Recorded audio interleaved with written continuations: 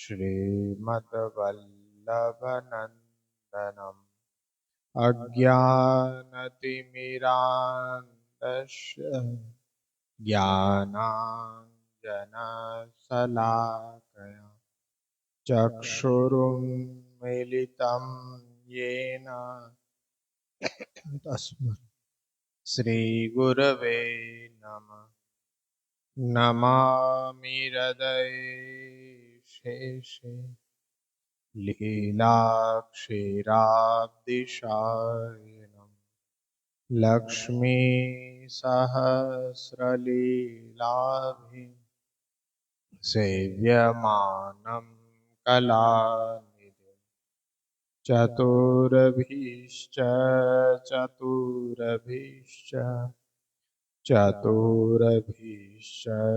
त्रिभिस्तथा षड्भिर्विराजते योऽसौ पञ्चधा हृदये मम। श्रावणश्यामले पक्षे एकादश्यां महानिशि साक्षात् भगवता प्रोक्तं तदक्षरसः उच्यते। ब्रह्मसम्बन्धकरणात् सर्वेषां देहजीवयो सर्वदोषनिवृत्तिर्हि दोषा पञ्चविधा स्मृता सहजादेशकालोत्था लोकवेदनिरूपिता संयोगजा स्पर्शजासश्च न मन्तव्या कथञ्चन अन्यथा सर्वदोषाणां न निवृत्ति कथञ्चन असमर्पितवस्तूनां तस्माद्वर्जनमाचरे निवेदिभिः समर्प्येव सर्वं कुर्यादिति स्थितिः। न मतं देवदेवस्य सामीभूतसमर्पणम् तस्मादादौ सर्वकार्ये सर्ववस्तु समर्पणम् दत्तापहारवचनं तथा च सकलं हरे न ग्राह्यमिति वाक्यं हि भिन्नमार्गपरं मतम् सेवकानां यथा लोके व्यवहार प्रसिद्ध्यते तथा कार्यं समर्प्येव सर्वेषां ब्रह्मता ततः। गङ्गात्वं सर्वदोषाणां गुणदोषादिवर्णना गङ्गात्वेन निरूप्या स्यात् तद्वदत्रापि चेवहि।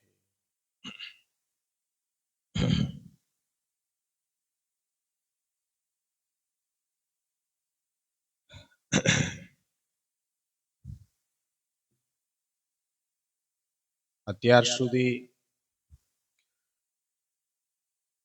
અભ્યાસ કર્યો તેમાં બ્રહ્મ સંબંધ દીક્ષા છે તેના સેવા કરવાનો અધિકાર આ દીક્ષા દ્વારા પ્રાપ્ત થાય છે અને પ્રારંભિક જે સંબંધ છે બ્રહ્મ સાથે તે સર્વદોષની નિવૃત્તિ નું કારણ બની રહ્યો છે. બ્રહ્મ સંબંધ કરણાત સર્વેષામ દેહ જીવયો. આપણે સમજ્યા કે સર્વેષામનો અર્થ છે એ અત્યંત સંકુચિત અર્થ લેવાનો છે કે જેનો અધિકાર છે બ્રહ્મ સંબંધ દીક્ષા, કે જેને ભગવત સેવા પોતાના સ્વગૃહમાં પધરાવી સ્વતનુવિતથી કરી અને ભગવત પ્રાપ્તિનું લક્ષ્ય છે, તેને જ બ્રહ્મ સંબંધ દીક્ષા લેવી જોઈએ. પ્રશ્ન અહીંયા એ ઉપસ્થિત થાય કે બ્રહ્મ સંબંધ નો સ્વરૂપ અધિકાર કોને અને એ બ્રહ્મ સંબંધ ના ફલરૂપમાં અધિકાર કોનો? તો ત્યાં આપણે એવો વિચાર કરી શકીએ કે બ્રહ્મ સંબંધનો જ્યારે સ્વરૂપનો વિચાર કરીએ ત્યારે તેમાં કોઈ પણ ભેદભાવ વગર ભગવત સેવામાં પ્રવૃત્ત થનાર તમામ જીવોનો અધિકાર છે. ત્યાં એવો ભેદ ન પાડી શકાય કે કોને બ્રહ્મ સંબંધ આપવું, કોને ન આપવું. પણ એટલું ખરું છે કે સ્વરૂપતઃ બ્રહ્મ સંબંધ લેવાનો અધિકાર પ્રાયઃ કરીને બધાને પ્રાપ્ત છે. એને ઉદાહરણ તરીકે સમજો તો સમજાઈ જશે કે આપણી ઘરે જન્મેલું બાળક, હવે એ બાળક જન્મ્યો એટલે એને નાગરિકતાનો તો હક પ્રાપ્ત થઈ જ ગયો સ્વરૂપતઃ, પણ પોતાનો જે પ્રાપ્ત થયેલો અધિકાર છે એ અધિકારનો ભોગવટો એ 18 વર્ષનો થશે પછી તેને પ્રાપ્ત થવાનો છે. 18 વર્ષનો થઈ ગયા પછી મતદાન કરવાનો અધિકાર તેને પ્રાપ્ત થશે. મતદાર યાદીમાં તેનું નામ એડ થશે અને ત્યાર પછી જ્યારે ચૂંટણી વખતે તે મત આપવા જશે ત્યારે એનો એક વોર્ડ પણ નક્કી કરવામાં આવશે. જ્યારે કોઈ અન્ય વોર્ડમાં એ મત દેવા જશે ત્યારે સૌપ્રથમ તેના ચૂંટણી કાર્ડને જોઈ અને એ યાદીમાં એનું નામ છે કે નહીં એ સરખાવવામાં આવશે. અને જો એ વોર્ડમાં એનું નામ નહીં હોય તો જ્યાં એનું નામ હશે મતદાર યાદીની અંદર ત્યાં તેને મોકલવામાં આવશે. એટલે પ્રાયતઃ જેમ નાગરિકતાનો અધિકાર છે તેવી રીતના બ્રહ્મ સંબંધ દીક્ષાની અંદર અધિકાર કે અહીંયા જે પણ કોઈ જીવો પુષ્ટિ ભક્તિ સંપ્રદાયને અનુસરણ કરી રહ્યા છે પણ ફલ સુધી કોને પહોંચાડશે કેવું અઘરું છે. કેમ કે બધા ફલના અધિકારી હોઈ શકતા નથી. બ્રહ્મ સંબંધ દીક્ષા ભલે ગ્રહણ કરી લે, પરંતુ આજે વર્તમાન જે પરિસ્થિતિ આપણે જોઈ રહ્યા છીએ તો ત્યાં બ્રહ્મ સંબંધ દીક્ષા જે રીતના અપાઈ રહી છે ને જેવા હેતુથી આપણે લઈ રહ્યા છીએ ત્યાં તો એવું નથી લાગી રહ્યું કે આપણને એ ફલ સુધી પહોંચાડી શકશે. નાગરિકતા પ્રાપ્ત થઈ જવી એટલું પૂરતું નથી, પણ પોતાનો અધિકાર નો ભોગવટો કરવા માટે અમુક નિયમો હોય છે. એ જ રીતના બ્રહ્મ સંબંધ દીક્ષા પ્રાપ્ત થઈ ગઈ, સ્વરૂપતઃ અધિકાર બધાનો છે, સ્ત્રી શુદ્ર ઇત્યાદિ બધાનો અધિકાર છે. પરંતુ એ અધિકાર ફલ સુધી ક્યારે લઈ જશે કે જ્યારે બ્રહ્મ સંબંધ પછી જે જીવન પ્રણાલિકા છે એ જીવન પ્રણાલિકાને આપણે અનુસરણ કરીશું શ્રી મહાપ્રભુજીના વિચારધારાને આધારિત, ત્યારે ભવિષ્યમાં જઈને એ આપણને ફલ સુધી, ફલ અવસ્થા સુધી પહોંચી શકશે. કોના ઉપર? અહીં તો ઘણા બધા ઉપસ્થિત થયેલા છે. બ્રહ્મ સંબંધ દીક્ષા લેનાર પણ અત્યારના વર્ગ બહુ મોટો વર્ગ છે. ભાગ્યે જ એવું જોવા મળે કે બ્રહ્મસંબંધથી દીક્ષાથી કોઈ વંચિત હોય એવું. કારણ કે હમણાં જ ગુરુ પૂર્ણિમાનો દિવસ ગયો તો ત્યારે પણ ખાલી ગુરુ ધારણ કરવા પૂરતું બધા એ દીક્ષા લેવા માટે ઉત્સાહિત થઈ ગયા. એટલે એ દીક્ષા એ લઈ પણ લીધી અને ગુરુપદ ઉપર બેઠેલા વ્યક્તિએ દીક્ષા આપી પણ દીધી. પણ એટલી સરળતા આ દીક્ષાને ન આપવી જોઈએ, કહેવાનું તાત્પર્ય એ છે. એટલે યેશુ ભગવત કૃપા, જેના ઉપર ભગવત કૃપા છે તેને આ બ્રહ્મસંબંધ દીક્ષા દ્વારા ફલ પ્રાપ્તિ થશે એવું આપણે માની શકીએ. પણ ભગવત કૃપાનો તાળો કેમ મેળવવો? કોના ઉપર ભગવત કૃપા છે, કોના ઉપર નથી? તો એનો પણ પ્રત્યુત્તર મહાપ્રભુજીએ આપી જ દીધો છે કે કૃપા પરિજ્ઞાનમ ચ માર્ગ રુચ્યા નિશ્ચિયતે. કૃપાનો તાળો કેવી રીતના મેળવવો? કે માર્ગને જાણવાની રુચિ જે અનુયાયીની અંદર રહેલી છે, એ રુચિ માર્ગને સમજી અને પછી તેના ઉપર ચાલીને પોતાનું લક્ષ્ય પ્રાપ્ત કરવાની ઉત્કંઠતા બતાડે છે, તેને એ ફલ અવસ્થા સુધી પહોંચવાનો અધિકાર છે. એટલે તમે કે હું એવું ન કહી શકીએ કે આપણે બ્રહ્મસંબંધ દીક્ષા લીધી છે તો ફલ સુધી પહોંચશું જ. એ નિર્ધારિત કરવું એ કઠિન છે થોડું. પણ આપણે બ્રહ્મસંબંધ થકી બ્રહ્મસંબંધનો ભાવાર્થ સમજી અને એ પ્રમાણે જીવન આપણે જીવીશું તો અવશ્ય આપણને ફલ પ્રાપ્તિ થવાની જ છે. પણ તેના માટે જરૂરી છે સંપ્રદાયિક ગ્રંથોનું અધ્યયન. અને ગુરુપદ ઉપર બેઠેલા વ્યક્તિનું પણ કર્તવ્ય છે કે તે એ ગ્રંથોનો અભ્યાસ કરાવે અને પુષ્ટિ ભક્તિ સંપ્રદાયની સાધના પ્રણાલીને અનુસરણ કરવા વૈષ્ણવોને ઉત્સાહિત કરે. અને એ સાધના પ્રણાલી પણ એના સત્ય સ્વરૂપની અંદર સેવાનો પ્રકાર છે, કથાનો પ્રકાર છે કે શરણાગતિનો પ્રકાર છે. તો તે એમાંથી દેશકાલ પરિસ્થિતિને અનુરૂપ જે અનુયાયી જે સાધનમાં જોડાય પણ તેમાં એકદમ પ્રમાણિકતાથી જોડાય. શરણાગતિ લઈને આપણે ચાલી રહ્યા છીએ, પુષ્ટિ ભક્તિ સંપ્રદાયનું અનુસરણ થઈ શકે છે, સેવા નથી થઈ શકતી, કથાનો પણ સમય પ્રાપ્ત નથી થતો, તો શરણાગતિ લઈને પણ પુષ્ટિ ભક્તિ સંપ્રદાયનું અનુસરણ થઈ શકે.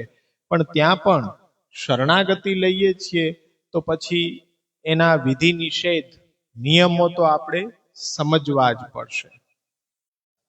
કૃષ્ણની અનન્ય અભ્યાસ પૂર્ણ થયો ન કહેવાય, અપૂર્ણ જ કહેવાય.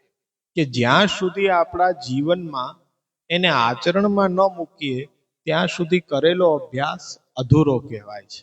એટલે શરણાગતિને આપણે સમજીએ તો શરણાગતિ ઉપર ચાલવાનો આપણો અભિગમ હોય તો આપણે પહેલા એના વિધિ નિષેધ સમજવા જોઈએ, કે જે આપણને વિવેક ધૈર્યાશ્રય ગ્રંથની અંદર પણ મળી રહ્યા છે. શરણાગતિનો ભાવ દ્રઢ કરવો, એના માટેના ઉપાય શું છે, શરણાગતિનો ભાવ સુરક્ષિત રહે તેના માટે કયા કાર્યો ન કરવા, એની જે પ્રોપર ગાઈડલાઈન છે શ્રી મહાપ્રભુજીની, એને અનુસરણ કરીશું અને શરણાગતિને આપણે જીવીશું ત્યારે આપણને એ સાધન દ્વારા ફલ પ્રાપ્તિની આશા જીવંત રહેશે. એવી જ રીતના સેવાનો અને કથાનો પક્ષ છે. એટલે ગુરુ તરફથી જે ઉપદેશો પ્રાપ્ત થાય એ ઉપદેશો એક તો ઓથેન્ટિક હોવા જોઈએ, પ્રમાણિક હોવા જોઈએ. એના માટે શું જરૂરી છે? તો સૌ પ્રથમ પુષ્ટિ ભક્તિ સંપ્રદાયમાં ગુરુ ધારણ કરતા પહેલા ગુરુનું પરીક્ષણ કરવાની જે નિયમાવલી ઘડવામાં આવી છે એના ઉપર ચાલવું જ પડશે. તો જ આપણને એ સદગુરુ એ પ્રાપ્ત થશે. અને જો એવો વ્યક્તિ લક્ષણવાળો પ્રાપ્ત નથી થતો તો શ્રી મહાપ્રભુજીને ગુરુ ધારણ કરીને આપણી સાધના પ્રણાલીનું અનુસરણ આપણે કરતા થવું પડશે. પણ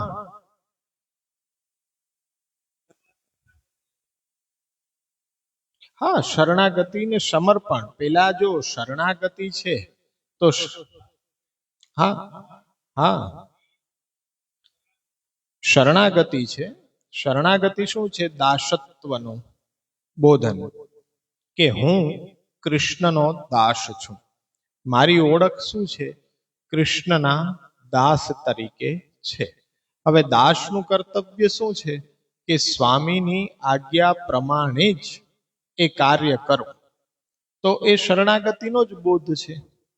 કે જેમ કે શરણાગતિની અંદર તમે જોશો તો શરણાગતિ લેવા માટે શ્રી મહાપ્રભુજી આજ્ઞા કરે છે કે પંચશ્લોકીના છેલ્લા 1.5 શ્લોકની અંદર અનુકૂલસ્ય સંકલ્પ પ્રતિકૂલસ્ય વર્જનમ કરિષ્યતિ વિશ્વાસો ભર્તૃત્વે વર્ણમ આત્મનિવેદ્યકાર્પણે. આત્મનિવેદન ત્યાં આવી ગયું શરણાગતિની અંદર, એનો બોધ થઈ ગયો પાકે પાયે. પરંતુ એ આત્મનિવેદનને જીવવા માટે નો અવસર બ્રહ્મસંબંધ દીક્ષા પછી પ્રાપ્ત થશે.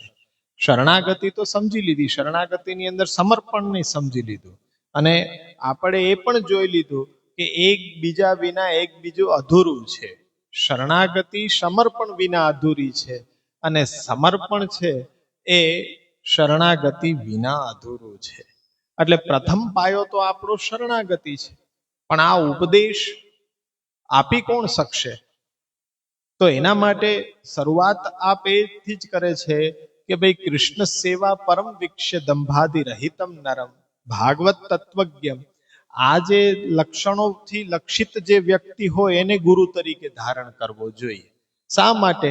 તો એનાથી ઓથેન્ટિક ઉપદેશ આપણને પ્રાપ્ત થશે, પ્રમાણિક.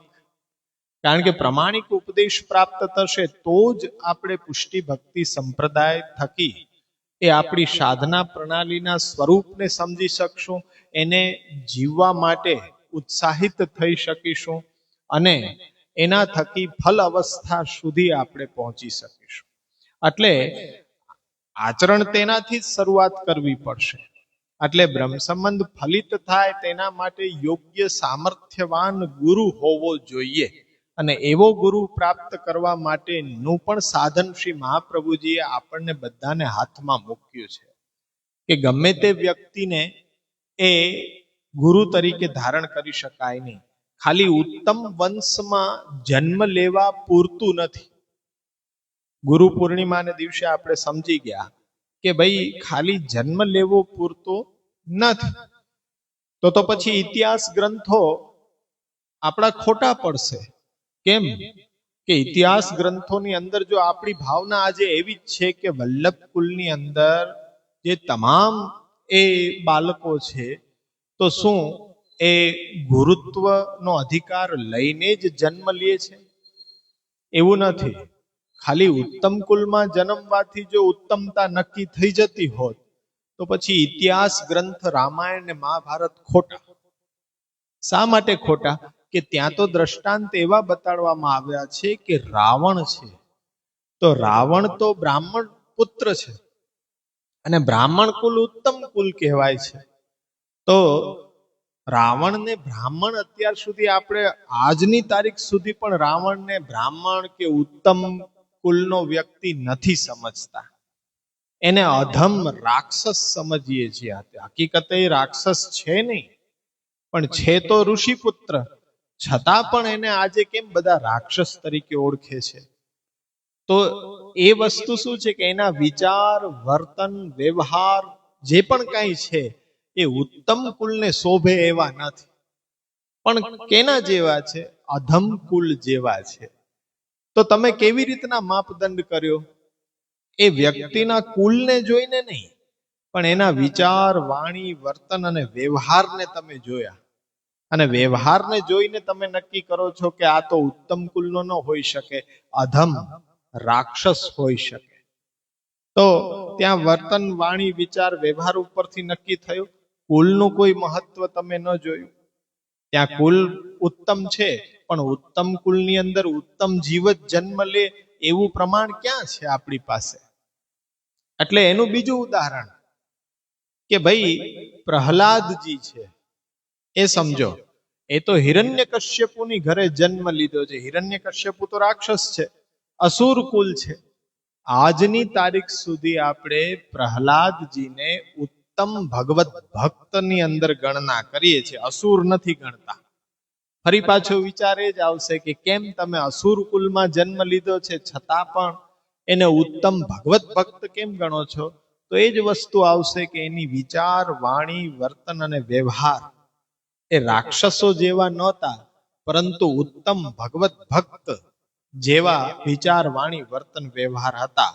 એટલે કુલ ગમે તે હોય, એમાં જન્મ લેવાથી વ્યક્તિની ઉત્તમતા કે અધમતા નક્કી નથી કરી શકાતી.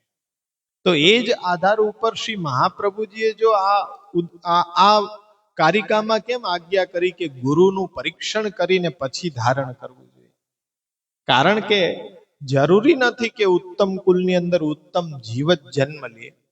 તો એ આપણને આ બે દ્રષ્ટાંતો ઉપરથી સમજી શકાય કે ઉત્તમ કુલની અંદર અધમ જીવ પણ આવી શકે, પણ એ નક્કી કેવી રીતના થાય? વિચાર, વાણી, વર્તન અને વ્યવહાર ઉપરથી નક્કી થશે. અને એ જો નક્કી કરવામાં નહીં આવે તો પછી આપણે સ્વયં બધા છે ઉત્તમ માર્ગની અંદર હોવા છતાં પણ એ માર્ગ ભ્રષ્ટ થઈ જશું. એના દ્વારા લીધેલી દીક્ષાઓ આપણને ફલ સુધી નહીં પહોંચાડે. એના દ્વારા આપવામાં આવેલી દીક્ષા આપણને સંસાર તરફથી ભગવાન તરફ નહીં વાળી શકે.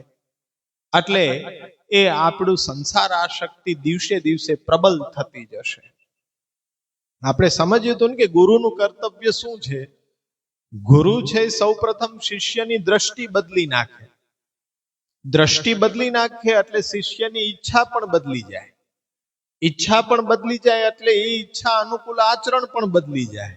અને આચરણ બદલી જાય તો જીવન છે એ સંસાર તરફથી વળીને ભગવાન ઉન્મુખ બની જાય. તો એ ગુરુનું મહાત્મય છે.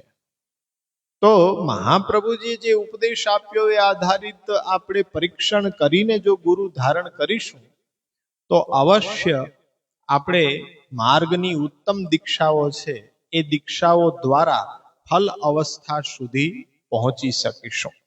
પણ અત્યારના વર્તમાન સમયમાં એવું લાગે છે કે આ દીક્ષાઓ એ દેવા ખાતર દેવાઈ રહી છે અને લેવા ખાતર લેવાઈ રહી છે.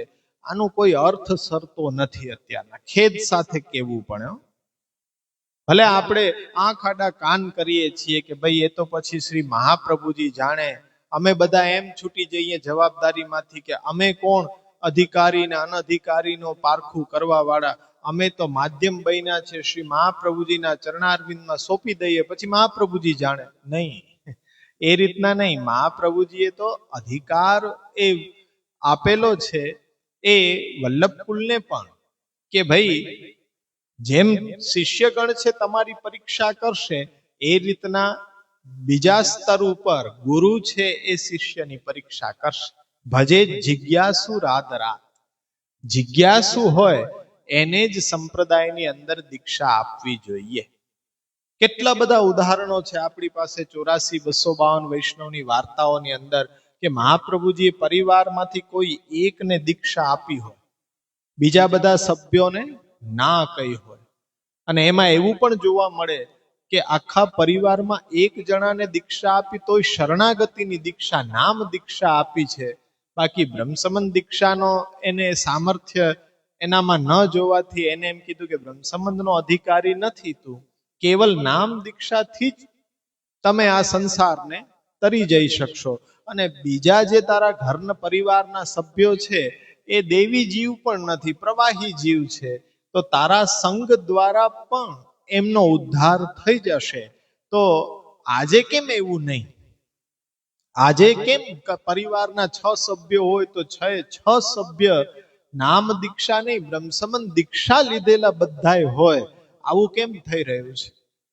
એ તો વિચાર આપણે કરવો જ પડશે ને કે આજે જેને જુઓ તેને બ્રહ્મસંબંધની દીક્ષામાં લાઈન લગાડી રહ્યા છે અને હેતુ એવો હોય કે બાળક જન્મે તરત કંઠી અપાવી દે, દીકરો પરણે એટલે તરત વહુને કંઠી અપાવી દેવી. આવો અભિગમ આપણે શા માટે સેવીએ છીએ? શું લક્ષ્ય છે આપણું? તો અણસમજને કારણે આવા કાર્યો આપણે કરી બેસીએ છીએ અને ફલથી વંચિત રહી જઈએ છીએ. અને આ મનુષ્ય દેહ છે અત્યંત દુર્લભ છે, વારંવાર પ્રાપ્ત થતો નથી, એની શું દુર્લભતા કહેવામાં આવી છે. અને આમાં પણ જો પુષ્ટિ ભક્તિ સંપ્રદાય જેવો સંપ્રદાય પ્રાપ્ત થઈ ગયો હોય અને હવે જો જાણે કે અજાણે દીક્ષા પ્રાપ્ત થઈ ગઈ છે, તો પછી હવે પરીક્ષણ પણ નથી કર્યું, તો હવે આગળ કેવી રીતના જીવન જીવવું? તો એનો પણ રસ્તો છે કે હવે પરીક્ષણ કરવાની જે સમય હતો એ બધો પરીક્ષાનો સમય નીકળી ગયો, પણ હવે જાગી જાઓ. હવે તો તમને એ દ્રષ્ટિ મળી ગઈ કે ગ્રંથોનો અભ્યાસ કરી, એ અભ્યાસ દ્વારા જ્ઞાન પ્રાપ્ત કરી, એ પ્રમાણે જીવન જીવવાનો પ્રયત્ન કરતા થઈ જવું જોઈએ. તો હજી પણ વાર થઈ નથી કે હજી પણ આપણે પુષ્ટિ ભક્તિ સંપ્રદાય એ જ છે, શ્રી મહાપ્રભુજી આપણા ગુરુ છે, દીક્ષા મંત્ર આપણા પ્રભુ સાથે બોલીને પ્રભુ સામે પુનઃ આપણે જે પણ કાંઈ ક્ષતિ રહી ગઈ હોય એને આપણે નિવેદન કરી દેવી જોઈએ કે અત્યાર સુધી જે પણ કાંઈ ભૂલો થઈ છે, આગળથી હવે એ ભૂલો થવા દઈશ નહીં. તો ત્યારથી પુનઃ આપણી યાત્રા શરૂઆત થઈ શકે છે. ઘણા ખરા એવા હોય કે જેમને હજી બ્રહ્મસંબંધ મંત્ર યાદ ન હોય. આપણી એ ખરેખર એ દુર્ભાગ્ય છે કે બ્રહ્મસંબંધ દીક્ષા લીધી હોય પણ દીક્ષા મંત્ર જ ભૂલી ગયા છે. 84 અક્ષર આપણને યાદ જ નથી, તો શું કરવું? અરે જ્યાંથી જાણવા મળે છે, શીખવા મળે છે, ત્યાં પૂછીને પણ એ મંત્ર ફરીથી યાદ કરી લેવો જોઈએ. અને યાદ કરી અને આપણા સેવ્ય પ્રભુ સામે એ મંત્ર બોલી લઈએ એટલે પુનઃ પાછો આપણો વૈષ્ણવી જીવનની શરૂઆત કરી શકાય. અને અત્યાર સુધી જે પણ કંઈ એ આપણો વ્યવહાર થયો છે, એ બધા વ્યવહારની ક્ષમા યાચના પણ પ્રભુની સન્મુખ ઉભા રહીને માંગી શકાય છે. નિવેદનનો એ પણ પ્રકાર જ છે કે અત્યાર સુધી જે પણ કાંઈ ભૂલ થઈ છે એ ભૂલ હવે આગળના સમયમાં થવા નહીં દઉં, એવું કમિટમેન્ટ પ્રભુ પાસે આપીને એકદમ પ્રમાણિકતાથી હવે આપણે આપણી સાધના પ્રણાલીને અનુસરણ કરવાનો સમય આવી ગયો છે.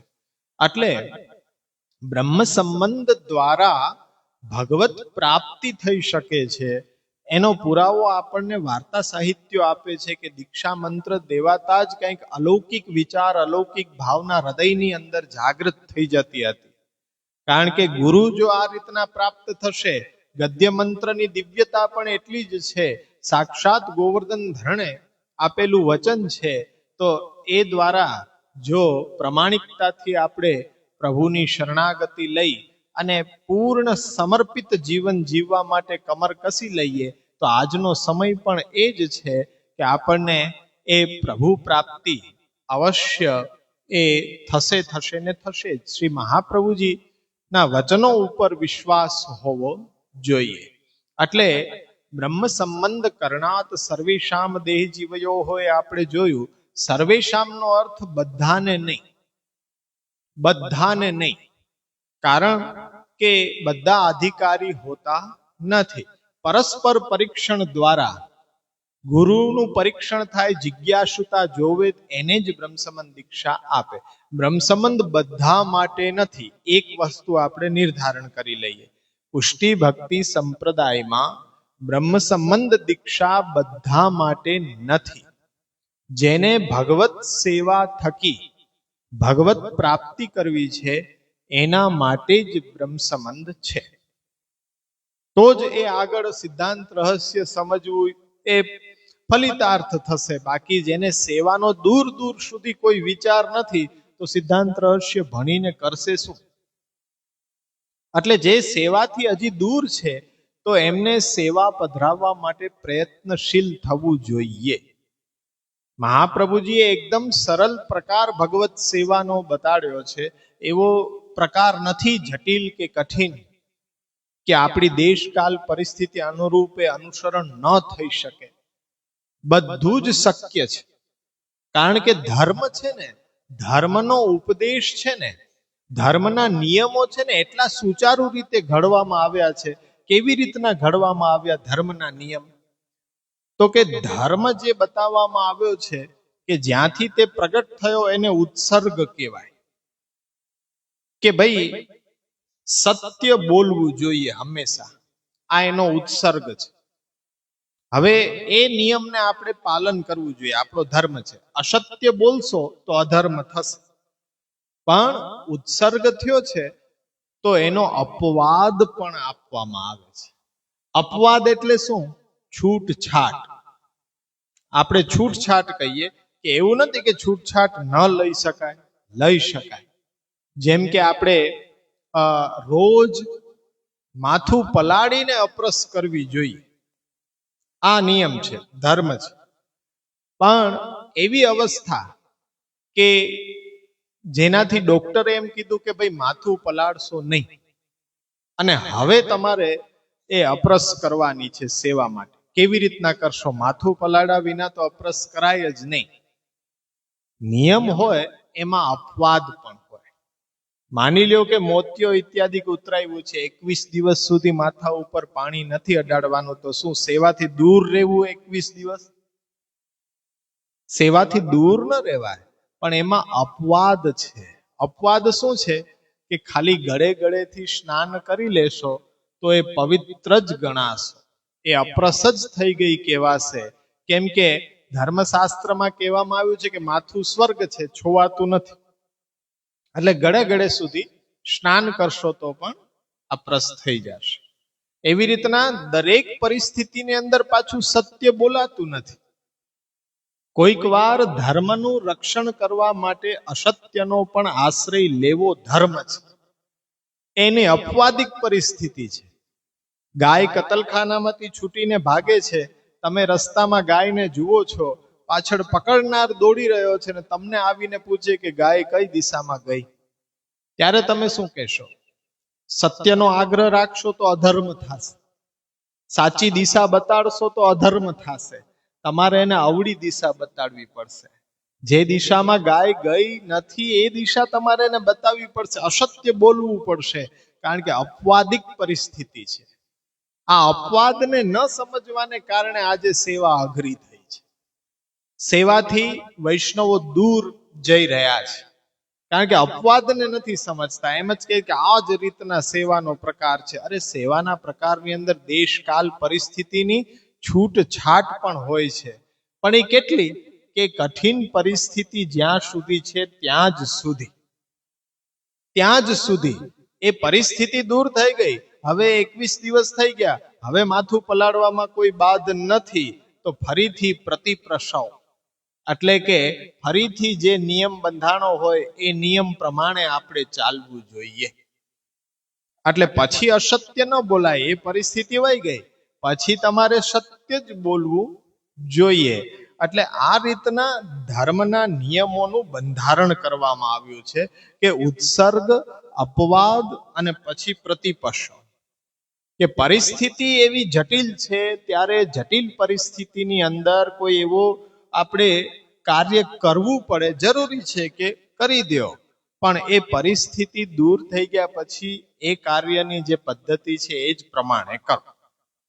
આ રીતથી છૂટછાટ પણ એ શક્ય છે, પણ આવી છૂટછાટ ન તો તમને દેવામાં આવે છે, ન સમજાવવામાં આવે છે, એટલે સેવા અઘરી બની જાય છે. અને એ રીતના સેવાથી દૂર ભાગવાનું મન થાય. એટલે એવા એવા નિયમો બતાડવામાં આવે કે જટિલ નિયમો છે, અત્યારની દેશકાલ પરિસ્થિતિ પ્રમાણે શક્ય જ નથી પાલન કરવા, પણ શક્ય પરિસ્થિતિમાં જે થઈ શકતું હોય, મૂળ આપણો આગ્રહ શું છે? કૃષ્ણ સેવા સદા કાર્યા. આપણી દેશકાલ પરિસ્થિતિ પ્રમાણે આપણે સેવા કરવી એ જરૂરી છે. અને સેવા એનો સનાતન સાર્વત્રિક નિયમ લાગુ ન પાડી શકાય કે આ જ પદ્ધતિથી થવી જોઈએ. જેવી જેની દેશકાલ પરિસ્થિતિ એ પ્રમાણે સેવા કરી શકશે. એટલે એ છૂટછાટ ગુસાઈજીના વખતમાં પણ આપવામાં આવી છે. ગુસાઈજીના વખતની અંદર વાર્તા પ્રસંગ આપણી પાસે ઉપસ્થિત છે કે એક વિરક્ત વૈષ્ણવ અને એક શેઠ સાહુકાર વૈષ્ણવ છે, દ્રવ્યપાત્ર, બંને ઠાકોરજીની રસોઈ સિદ્ધ કરી રહ્યા છે. એમાંથી એક કૂતરું પસાર થઈ ગયું. હવે બંનેનો પ્રશ્ન આવ્યો ગુસાઈજી પાસે કે ભાઈ આ રસોઈમાંથી એ 4 પગારું કૂતરું છે એ પસાર થઈ ગયું છે. એક જ હતું. વિરક્ત વૈષ્ણવ અને શેઠ એ સાહુકાર વૈષ્ણવ બંનેની મેંડમાંથી પસાર થઈ ગયું. હવે ગુસાઈજીએ ત્યારે અપવાદિક નિર્ણય આપ્યો. શું આપ્યો? કે ભાઈ જો બધી રસોઈ તો છોવાઈ ગઈ, પાત્રય છોવાઈ ગયા, બધું જ કાઢી નાખવું પડે, પણ વિરક્ત વૈષ્ણવ છે એની પાસે દ્રવ્યનો સંકોચ છે, નવા પાત્ર કે એ બધું લાવી શકે એવી પરિસ્થિતિ એની નથી. તો ત્યાં નિર્ણય આપ્યો કે વિરક્ત વૈષ્ણવની મેંડ છે છોવાણી નથી, પણ જો દ્રવ્ય પાત્ર છે કે જે નવા વાસણો વસાવી શકે છે, નવો ભંડાર લાવી શકે છે, એના માટે રસોઈ છોવાય. એક જ કૂતરું છે એ 2 વૈષ્ણવને અહીંયા રસોઈમાંથી પસાર થઈ જાય તો એકની છોવાય ને એકની ન છોવાય. આવું કેમ? તો શું ગુસાઈજીએ ત્યાં ભેદભાવ કર્યો? નહીં, ભેદભાવ નથી કર્યો, નિર્ણય આપ્યો છે. તો ત્યાં નિર્ણય થઈ ગયો ને. અત્યારના એમ કહી દઈએ કે ઓહો હવે સેવા થાય જ નહીં, બધાય પાત્ર કાઢી જ નાખો, હવે બીજા પાત્ર લાવવા માટે રૂપિયા નથી, ભંડાર માટે રૂપિયા નથી, સેવા છોડી દો. એવું તો નિર્ણય ન હોઈ શકે. પણ એ સુચારું ધર્મ છે, એ જીવન છે. દેશકાલ પરિસ્થિતિ કઈ અવસ્થાની અંદર છે, શું પરિસ્થિતિ છે, એનો તાગ મેળવીને નિર્ણય થાય છે. એમને નિર્ણય આપી નથી દેવાતો કે ભાઈ કુવાના જલથી જ ઠાકોરજીની સેવા ઉત્તમ છે. કુવાનું જલ હોય તો ઉત્તમ છે, પણ કુવો હવે બહુ કઠિન થઈ ગયો મળવો, તો શું થયું? સેવા છોડી દેવી. સેવા કરવી એ તો આપણી આગવી ફરજ છે, પણ એના માટે જરૂરી નથી કે કુવો હોય તો જ સેવા થઈ શકે, અન્યથા ન થઈ શકે. એટલે આજે પ્રયત્ન બહુ દુર્ભાગ્યપૂર્ણ છે, ખેદ સાથે કહેવું પડે છે કે ગુરુપદ ઉપર બેઠેલો વ્યક્તિ છે એ વિવિધ પ્રકારની આજ્ઞાઓ આપી રહ્યો છે. મિશ્રી ધરે તો જારીજી ન ભરે, મેવો ધરે તો સૂકો મેવો ધરે, લીલો મેવો ન ધરે.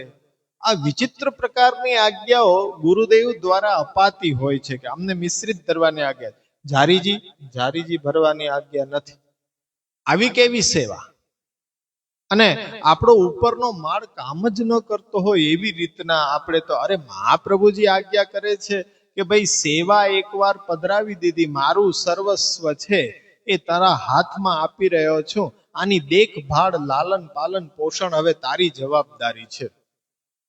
બસ પૂરું થઈ ગયું. હવે કોઈ ત્યાં જારીજી ભર કે એને ભોજન કરાવ કે શું ધરીશ, શું ગમશે, શું ફાવશે, શું ચાલશે, તમારે બેને સમજવા. એ વાત ગળે ઉતરે છે ને કે ભાઈ આજ્ઞા કેટલી હોય. હવે આપણે એવા જડ થઈ ગયા છે કે વાતે વાતે આજ્ઞા. હવે જારીજી ભરવી છે, આજ્ઞા આપશો. હવે ઉત્સવ ઉપર સખડી ધરવી છે, રોજ નથી થતી, ઉત્સવ ઉપર ધરવાની આજ્ઞા પાછી લેવી પડે. ઠાકોરજીને જમાડવાની પણ આજ્ઞા લેવી પડે. હમણાં એક દ્રષ્ટાંત આપું, સીધી વાત ગળે ઉતરી જશે. લગ્ન વિધિ કરાવવા તમે એક બ્રાહ્મણને બોલાવો છો, આપણા ગોર હોય એને તમે બોલાવો, એ લગ્ન વિધિ કરાવી દે, ફેરા ફેરવી દે, પછી તો એનું કાર્ય પૂરું ને? કે પછી પણ બીજે દિવસથી તમારે એને ફોન કરવો પડે કે ગોર બાપા આ તો પાણી માંગે છે, અરે ન આપતા, પાણી ન આપતા, એ કુવાનું જ જલ એને પીવડાવવું પડશે. અરે ઓલો પતિ એમ કે છે કે હવે એમાં ગોર બાપાને શું ફોન કરવાનો હોય, તું જે જલ પીયો છો એ મને પીવડાવી દે જલ, એમાં પૂછવાનું હોય નહીં કે એને તો પૂછ. ગોર બાપાને ક્યાં સુધી સાચવી રાખશે? અને પછી બપોર થાય તો કે ગોર બાપા આ તો જમવાનું કે છે. નહીં, એને તમે કેના ઉપર રાંધ્યું? ગેસ ઉપર રાંધ્યું ને? એને સગડી ઉપર જ રાંધીને જમાડ. પતિ બિચારો પરેશાન કે આ વારંવાર ગોર બાપા ગોર બાપા ગોર બાપા, પછી શું રિઝલ્ટ આવે એ તો તમને મારા કરતા તમને વધારે ખબર હોય. કે ભાઈ લગ્નના ફેરા ફેરવી દીધા, ત્યાં ગોર બાપાનું કામ પૂરું થઈ જાય, પછી પણ જો ગોર બાપા વચ્ચે ને વચ્ચે રે તો છૂટા છેડા થઈ જાય. એટલે અહીંયા ગોર બાપા છે કે તમને તમારા ઠાકોરજી તમારા અલૌકિક પતિ સાથે એ મેળાપ કરાવી દે છે, પછી અમને ભૂલી જાઓ. હવે તમારે બેયને ગ્રહસ્થાશ્રમ જીવવાનો છે. શું ગમશે, શું ચાલશે, શું ફાવશે, તમારે નક્કી કરવાનું છે. યદ યદ ઇષ્ટતમ લોકે યચ્ચાતિ પ્રિય આત્મન યેન સ્યાત નિવૃત્તિશ્ચિત્તે તત્ સાધેત કૃષ્ણ ધ્રુવમ. મહાપ્રભુજી તો આ સ્પષ્ટ સિદ્ધાંત આપ્યો, જે પણ કાંઈ તમને ઉત્તમ લાગે એ તમને સેવામાં પહેલા એનો વિનિયોગ કરો અને ત્યાર પછી તમે મહાપ્રસાદના રૂપમાં એનાથી જીવન ચલાવો. હવે તમે જારીજી ભરો, સખડી અરોગાવો, બધી જ આજ્ઞા એક વખત ઠાકોરજી પધરાવ્યા ત્યારથી મહાપ્રભુજીએ આપી જ દીધી છે. હવે એવો પસ્તાવો કરવાની જરૂર નથી કે બહુ વિરહ છે પણ ગુરુદેવ આપતા જ નથી. હવે ગોર બાપા તો શું કરે, એમાં એને ખબર પણ શું પડે કે આપણા બેયની વચ્ચેની વાત હોય એ ગોર બાપા શું જાણે. એ નિર્ણય પ્રમાણે એવો પરાધીન પરવશતાથી પ્રેમ કરી શકાય કોઈને? એવો પ્રેમ તો ન જ હોવો જોઈએ. આવો સ્વતંત્ર પ્રેમ હોવો જોઈએ. પણ આ બધું ક્યારે શક્ય છે? કે જ્યારે મહાપ્રભુજી આજ્ઞા કરી એ પ્રમાણે પરીક્ષણ કરીને જો ગુરુ ધારણ કરવામાં આવે તો, અને ગુરુ હશે તો જ ઠાકોરજી પુષ્ટ થશે. બાકી ઠાકોરજી પુષ્ટ થાય? ઠાકોરજી પુષ્ટ ન થાય. અત્યારના ખાલી પુષ્ટ કરવાની વિધિ પણ કોઈને લગભગ ખબર નથી. ખાલી ચરણ સ્પર્શ કરીને, દ્રષ્ટિ કરીને, ભોગ ધરીને તમને પુષ્ટ કરીને પધરાવી દે. એ રીતના પુષ્ટ ક્યારેય પુષ્ટિ ભક્તિ સંપ્રદાયમાં થતા જ નથી. મારો ભાવ છે જે મારો ઠાકોરજીમાં છે એવો જ ભાવ વૈષ્ણવ જ્યારે ઠાકોરજી પધરાવીને લાવે તેમાં મારો ભાવ એ સ્થાપિત કરું, પછી જ એ ઠાકોરજી પુષ્ટ થયો કહેવાય. મારા ઠાકોરજી સાથે બિરાજાવીને એક જ ગાદી ઉપર એની સેવા હું કરું ત્યારે એના ઠાકોરજી જઈને પુષ્ટ થાય. પણ એવો ગુરુ હોય તો જ એ શક્ય છે, બાકી ઠાકોરજી પુષ્ટ નહીં થઈ શકે. પણ અત્યારના સમયની અંદર એવું માની શકાય કે ભાઈ કોઈ એવો વ્યક્તિ નથી મળી રહ્યો ત્યાં સુધી આપણે સેવાથી દૂર ન રહીએ, સેવા આપણે કરવાની શરૂઆત કરી દઈએ. કારણ કે મહાપ્રભુજીએ સ્વયં આજ્ઞા કરી છે કે ભાઈ તદ ભાવે સ્વયં વાપી મૂર્તિ કૃત્વા હરે ક્વચિત પરિચર્યામ સદા કુર્યાત તદ્રૂપમ તત્ર ચ સ્થિતમ. તમે એને શું માન્યો છે? તમે તમારો સર્વસ્વ એને માન્યો છે તો એની અંદર એ સ્વરૂપ પ્રગટ થઈ ગયો. પ્રભુને શું જોઈએ? પ્રભુને પ્રગટ થવા માટે કોઈ વૈભવ સંપત્તિ ન જોઈએ. પ્રભુને પ્રગટ થવા માટે કોઈ કાલ મુહૂર્ત ચોઘડિયા જોવાની જરૂર નથી. ભક્તની અંદર ભાવ છે અને જ્યાં ભાવ છે ત્યાં ભગવાન આપોઆપ પ્રગટ થઈ જાય છે. પછી કેવું પણ સ્થાન હોય, ભલે ને થાંભલો હોય તો થાંભલામાં જો ભાવ છે ઉત્કટ ભક્તનો તો ત્યાંથી પણ ભગવાન તો પ્રગટ થઈ શકે. તો શું આપણે જે સ્વરૂપ પધરાય એવા એની અંદર સાક્ષાત પુષ્ટિ પુરુષોત્તમ પ્રગટ ન થઈ શકે? અવશ્ય થઈ શકે. એટલે આપણા ભાવથી પુષ્ટ છે. જ્યાં સુધી આવો ગુરુ નથી મળતો ત્યાં સુધી સેવા પોતાની જાતે પણ શરૂઆત કરી શકાય છે. પુષ્ટિ ભક્તિ સંપ્રદાયમાં આવું તમને કોઈ નહીં કહે. કારણ કે પોતાના પગ ઉપર કુહાડી કોણ મારે? કોઈ ન મારે ને ભાઈ. પુષ્ટ કરવા તો અમને અમારું કોપીરાઇટ છે કે અમે કહીએ ત્યારે જ તમે સેવા પધરાવી શકો. નહીં મહારાજ, લૌકિકમાં લગ્ન બે રીતે થાય. એક તો વડીલો એ પાત્ર નક્કી કરે અને એ રીતના, અને વડીલો જો ન આવે વચ્ચે તો બંને પાત્ર એકબીજાને પસંદ કરી લે અને પછી વડીલો એ કરવાનું શું? એટલે હવે ગુરુ હશે, માની લ્યો કે તમે ઠાકોરજી પધરાવીને સેવાનો આરંભ કરી દીધો છે, પછી ભવિષ્યમાં તમને એવું લાગ્યું કે આ વ્યક્તિની અંદર એવું લાગે છે કે એ કૃષ્ણ સેવા પરાયણતા દંભાદિક રહિતતા, તો હવે શું કરવું? એને વિનંતી કરો કે જ્યારે આવા ગુરુ મળ્યા નહોતા અમે અમારી જાતે જ પરણી ગયા છે. હવે પરણી ગયા, સાથે રહેવા માંડ્યા, હવે ગ્રહસ્થાશ્રમ ચાલુ થઈ ગયો છે, હવે કરવાનું શું? તો ગુરુ શું કહેશે? આશીર્વાદ. એ પ્રમાણે તમે સેવા કરો. તમારાથી અપરાધ થઈ ગયો ને હવે તમે એ સેવા વેલિડ નહીં ગણાય, ઠાકોરજી આરોગ્ય જ નહીં ને આવી બધી અજ્ઞાનતા મૂલક વાતો, જો એ ગુરુ નહીં હોય ને તો આવી અજ્ઞાનતા મૂલક વાતો કરશે. બાકી જો સાચો ગુરુ હશે ને તો એમ કહેશે કે આશીર્વાદ. તમે તમારા ઠાકોરજી સાથે ભક્તિ માર્ગીય જીવન આ જ રીતના જીવતા રહ્યો અને ઠાકોરજી તમને એ ફલનો અનુભવ જલ્દીથી કરાવે, આવા શુભ આશીર્વાદ. તો વડીલોને તો એ જ કરવાનું ને. વડીલો ન માને તો થાય શું? છૂટાછેડા થોડી લે, એ તો ભેગા જ રહેવાના છે.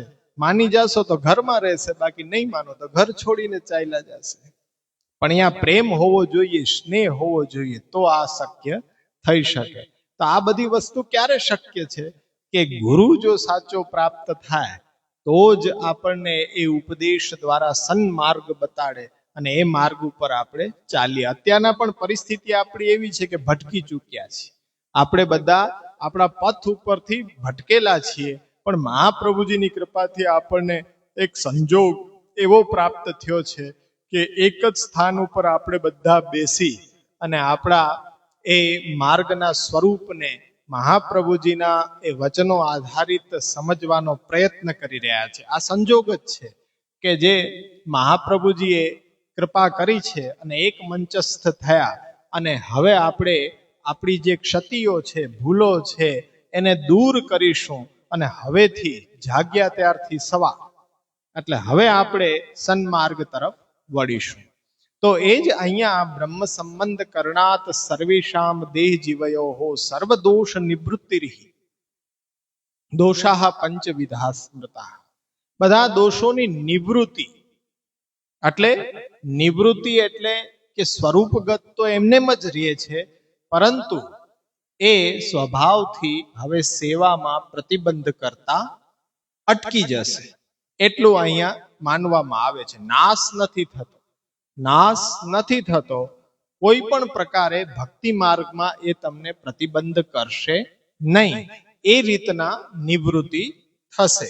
અને આના સિવાય એ નિવૃત્તિનો બીજો કોઈ ઉપાય આ પંચ દોષ માટે છે જ નહીં, શાસ્ત્રમાં પણ બતાડેલું જ નથી.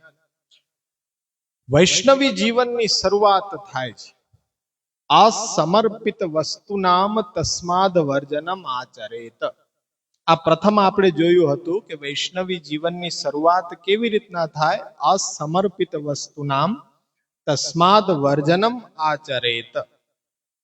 હવે વસ્તુનામ એની અંદર જળ અને ચેતન બંને વસ્તુઓ આવે. જળ વસ્તુઓ અને વ્યક્તિઓ.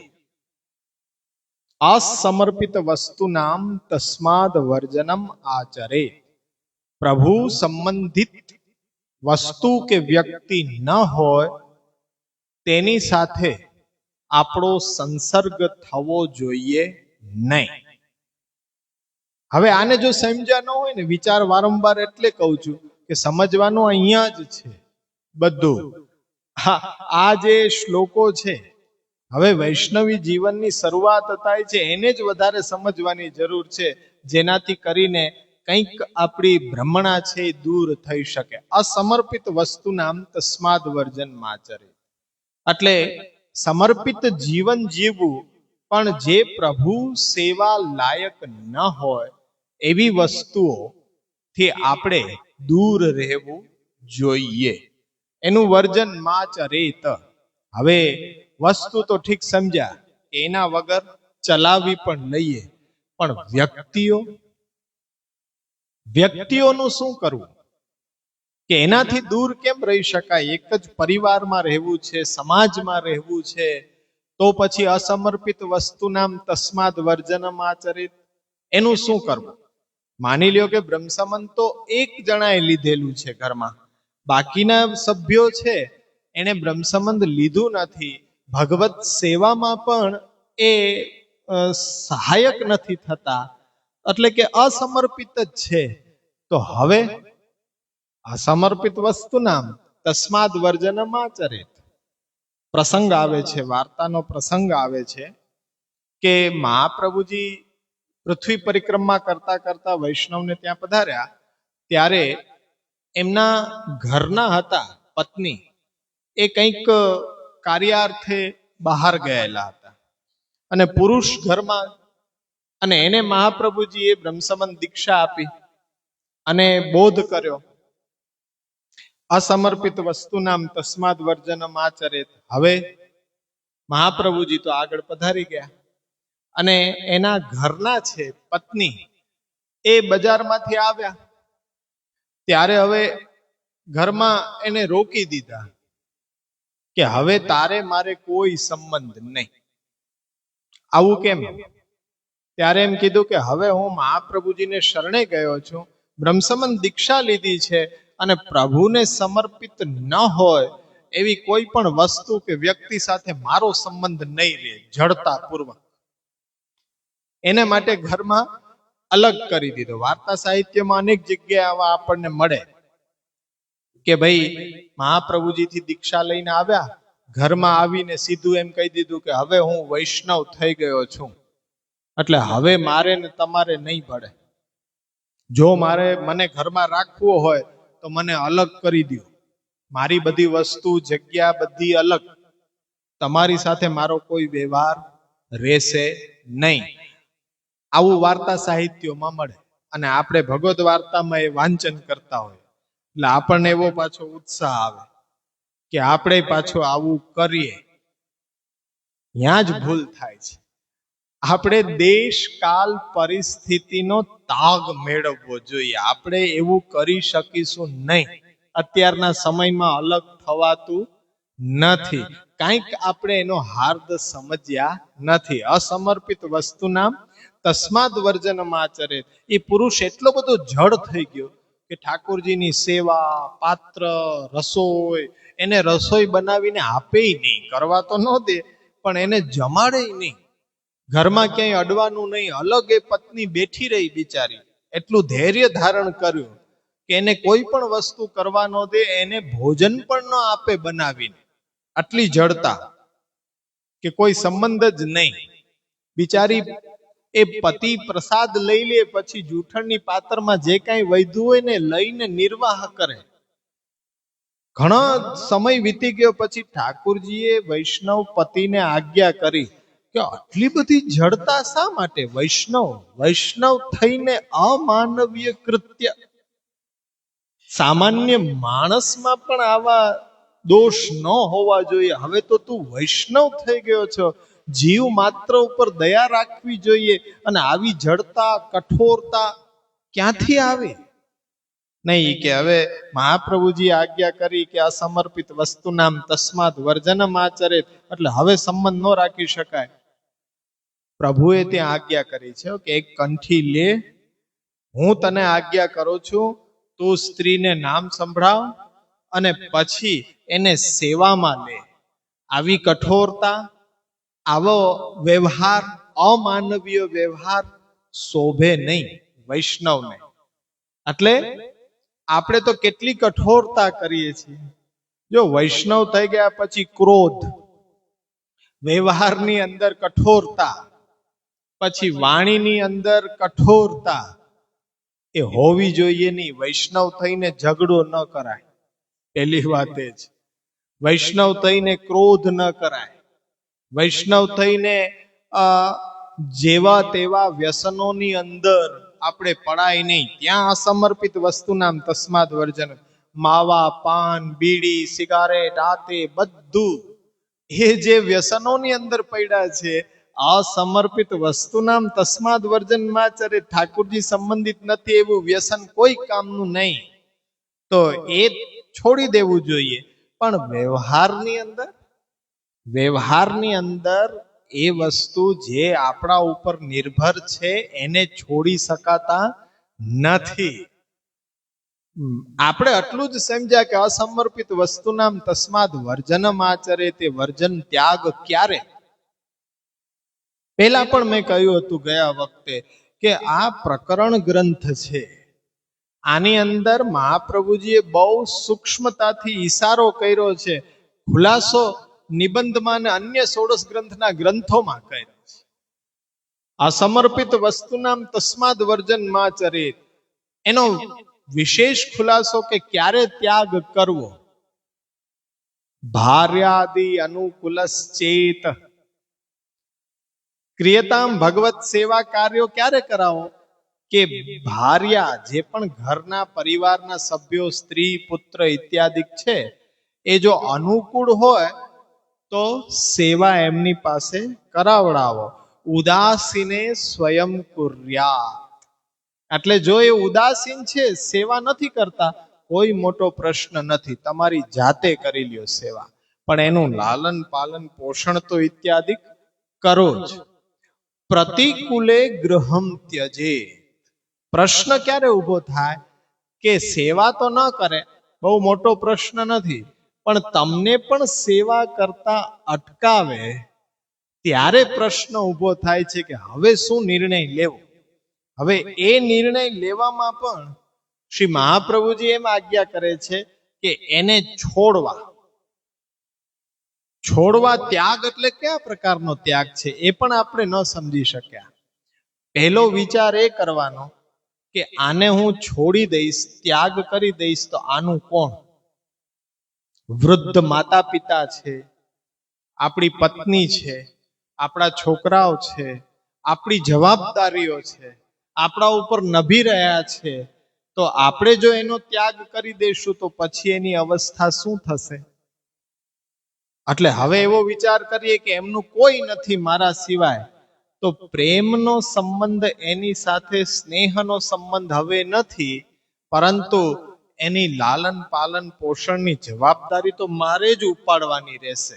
એ રીતના એનો ત્યાગ છે કે ભગવત સેવા કરતા મને અટકાવે છે, ત્યારે હવે ભગવત સેવા કે મારો સ્નેહ છે એમને પ્રાપ્ત નહીં થાય, પણ એ કઈ મારા દીકરાઓ નથી એવું તો નથી કે દીકરાઓ તો છે જ, મારી સંપત્તિમાં અધિકાર તો એને આપવો જ પડશે, એની સાથે બધું શેર તો કરવું જ પડશે, પણ હવે ઠાકોરજી સંબંધિત તો એ વસ્તુમાં એનો ભાગ નહીં. એ પણ પાછું વાર્તામાં આવે. આપણે પાછી વાર્તા એમને વાંચી જાય ને સીધો એનો ગ્રહણ કરી લઈએ. કુંભનદાસજીને 7 દીકરા હતા. વૈષ્ણવે પૂછ્યું કે તમારે કેટલા દીકરા? કુંભનદાસજી કીધું 1.5 દીકરો. આવું હોય કે એક છે એ ગાયોની સેવા કરે છે પણ ઠાકોરજીની સેવા નથી કરતો એટલે અડધો, અને બીજો જે છે એ ઠાકોરજીની સેવા અને ગાયોની સેવા અને બધામાં એ આગળ પડતો છે તો એ આખો, અને બીજા 5 છે એને તો ભગવદ આસક્તિ છે જ નહીં, લૌકિક આસક્તિ છે, એટલે અલૌકિક રીતે હું એને મારા દીકરા નથી ગણતો. તરત જ આપણે એમ કહીએ વળતો પ્રહાર કે આ છોકરો મારો છે ભગવદ આસક્તિ વાળો છે જ નહીં, લૌકિક આસક્તિ વાળો છે, મારો દીકરો ગણતો જ નથી. નહીં, એવું નથી તો પણ છે તો તમારો જ સંતાન, એને અલૌકિકની અંદર ભાગ નહીં આપો પણ લૌકિકની અંદર તો ભાગ આપવો જ જોશે. એનું લાલન પાલન પોષણ ઇત્યાદિ તો આપણી જવાબદારી છે, એમાંથી નહીં છૂટી જાય. અત્યારના એમાંથી છૂટવાની બહુ ઉતાવળ હોય, નહીં છૂટી શકાય. મહાપ્રભુજીએ ત્યાગ એ રીતના કરવાની આજ્ઞા નથી આપી. ભગવત સેવા વિષયક જો આપણો સહાયક હોય તો આપણા હૃદયનો ભાવ સ્નેહ એના ઉપર હોય, પણ ભગવત સેવામાં ઉપયોગી નથી તો હવે એ સંબંધની અંદર, અલૌકિક સંબંધની અંદર આપણે એની સાથે કોઈ સંબંધ નથી રાખતા, પણ લૌકિક રીતે તો પાછું એનું લાલન પાલન પોષણ કરવું આપણી ફરજ છે. તો ત્યારે અસમર્પિત વસ્તુનામ તસ્માદ વર્જનમ આચરિત, ત્યાગની વાત ક્યારે આવે કે જ્યારે આપણને પ્રતિબંધ કરતો થાય ત્યારે જ. બાકી તો એક જણો ભગવત સેવામાં હોય, પછી બાકીના જણા તો એ સેવા કરતા જ ન હોય. જેમ કે અત્યારના આપણને એવું દેખાય, ખોટું ન લગાડતા, પણ એવું લાગે કે પુરુષ વર્ગને તો કંઈક બ્રહ્મસંબંધથી જ શ્રાપ મળ્યો હોય ને એવી રીતના એ સેવાથી દૂર જ હોય. હકીકત છે કે શ્રાપ મળ્યો હોય ને એવી રીતના કોઈ દિવસ આવે જ નહીં સેવામાં. પણ બહારની સેવામાં એવું નથી હોતું કે ભગવત ભાવ ન હોય, એવું ન હોય. બધાય કિસ્સાઓમાં એવું નથી બનતું. કીધું ને દેશકાલ પરિસ્થિતિ, અમુક પરિસ્થિતિ જવાબદારીઓનો નિભાવ કરવાનો હોય એટલે એ સેવામાં ન આવી શકતા હોય. પણ આપણને એવું લાગે કે કંઈક બ્રહ્મસંબંધ લીધું ત્યારથી જ શ્રાપ મળી ગયો છે કે તમને સેવામાં તો નાવું જ નહીં. બહારનું બધું કરી દઈએ કે લાવી દઈએ સામગ્રી માટે, સીધો બધો સામગ્રી બધું એ જ લાવતા હોય, પણ સેવામાં નિરુત્સાહી હોય કે એ કાર્ય મારાથી નહીં થઈ શકે. ઉદાસીને સ્વયં કુર્યાત. આપણે બહારની સેવા તો કરી દઈએ છીએ ને એનાથી સંતોષ માનવો, એ પણ ભગવત ભક્ત જ છે. બહુ કઈ મોટું વાવાઝોડું ઘરમાં ઊભું કરવાની જરૂર નથી. સેવા આપણો વિષય છે. સેવા આપણો વિષય છે. આપણે સેવા પધરાવી છે, આપણી જવાબદારી છે. તો હવે સેવાનો પ્રકાર પણ એટલો જ રાખવો કે જે આપણાથી નભે. શા માટે આશા કરીએ કે ઘરનાય આવશે ને પછી દીકરા દીકરીઓ આવશે? અરે આપણાથી થાય એટલો જ પ્રકાર નિભાવ કરવો છે, તો પછી આવો ગુસ્સો નહીં આવે. ક્રોધ ન કરવો, ઝઘડો ન કરવો, અસત્ય ન બોલવું, કઠોર વાણીનો પ્રયોગ ન કરવો. વૈષ્ણવ થયા પહેલા એટલે જ અઘરું છે. એટલે જ અહીંયા પદ લગાડવામાં આવ્યું છે, વૈષ્ણવ જન તો તેને રે કહીએ જે પીડ પરાઈ જાણે રે. રોજ બોલવું જોઈએ આપણો એટલે આપણને વૈષ્ણવતા શું છે? પહેલી પંક્તિથી જ આપણે તો કેન્સલ થઈ જાય. પહેલી પંક્તિ સામે આપણે સ્વયંને રાખીએ ને એટલે કેન્સલ થઈ જાય. બીજી બધી નીચે ઉતરવાની વાત તો આવે જ નહીં, પહેલા ઉપરથી જ આપણે કેન્સલ થઈ જાય. પણ એ કેવી રીતના આપણા જીવનમાં એ લક્ષણો સંસ્કારો ઉતરે એના માટે પ્રયત્ન જરૂરી છે, અભ્યાસ જરૂરી છે. રોજે રોજ એને યાદ કરવું જોઈએ, જેથી કરીને દરેક પરિસ્થિતિમાં આપણને યાદ આવે કે વૈષ્ણવ જન તો તેને રે કહીએ જે પીડ પરાઈ જાણે. એમને શ્રાપ નથી આપી દેવા. બિચારાઓની પીડ પરાઈ તમે જાણો કે એને ઉપર જવાબદારી કેટલી છે. તમારે એક સેવા ઘરકામ, પણ એને તો બધી જ જવાબદારીઓ છે, તો સેવામાં ક્યાંથી આવશે?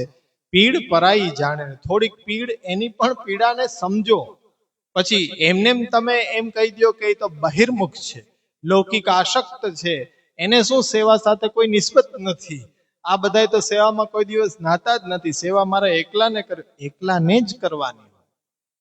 પણ ઉદાસીને સ્વયં કુર્યાત પ્રતિકૂલમ ગ્રહમ ત્યજેત. પણ એ વાત આખી અલગ છે. વાર્તા સાહિત્યોમાં પણ દેશકાલ પરિસ્થિતિને અનુરૂપ બતાડવામાં આવ્યું છે.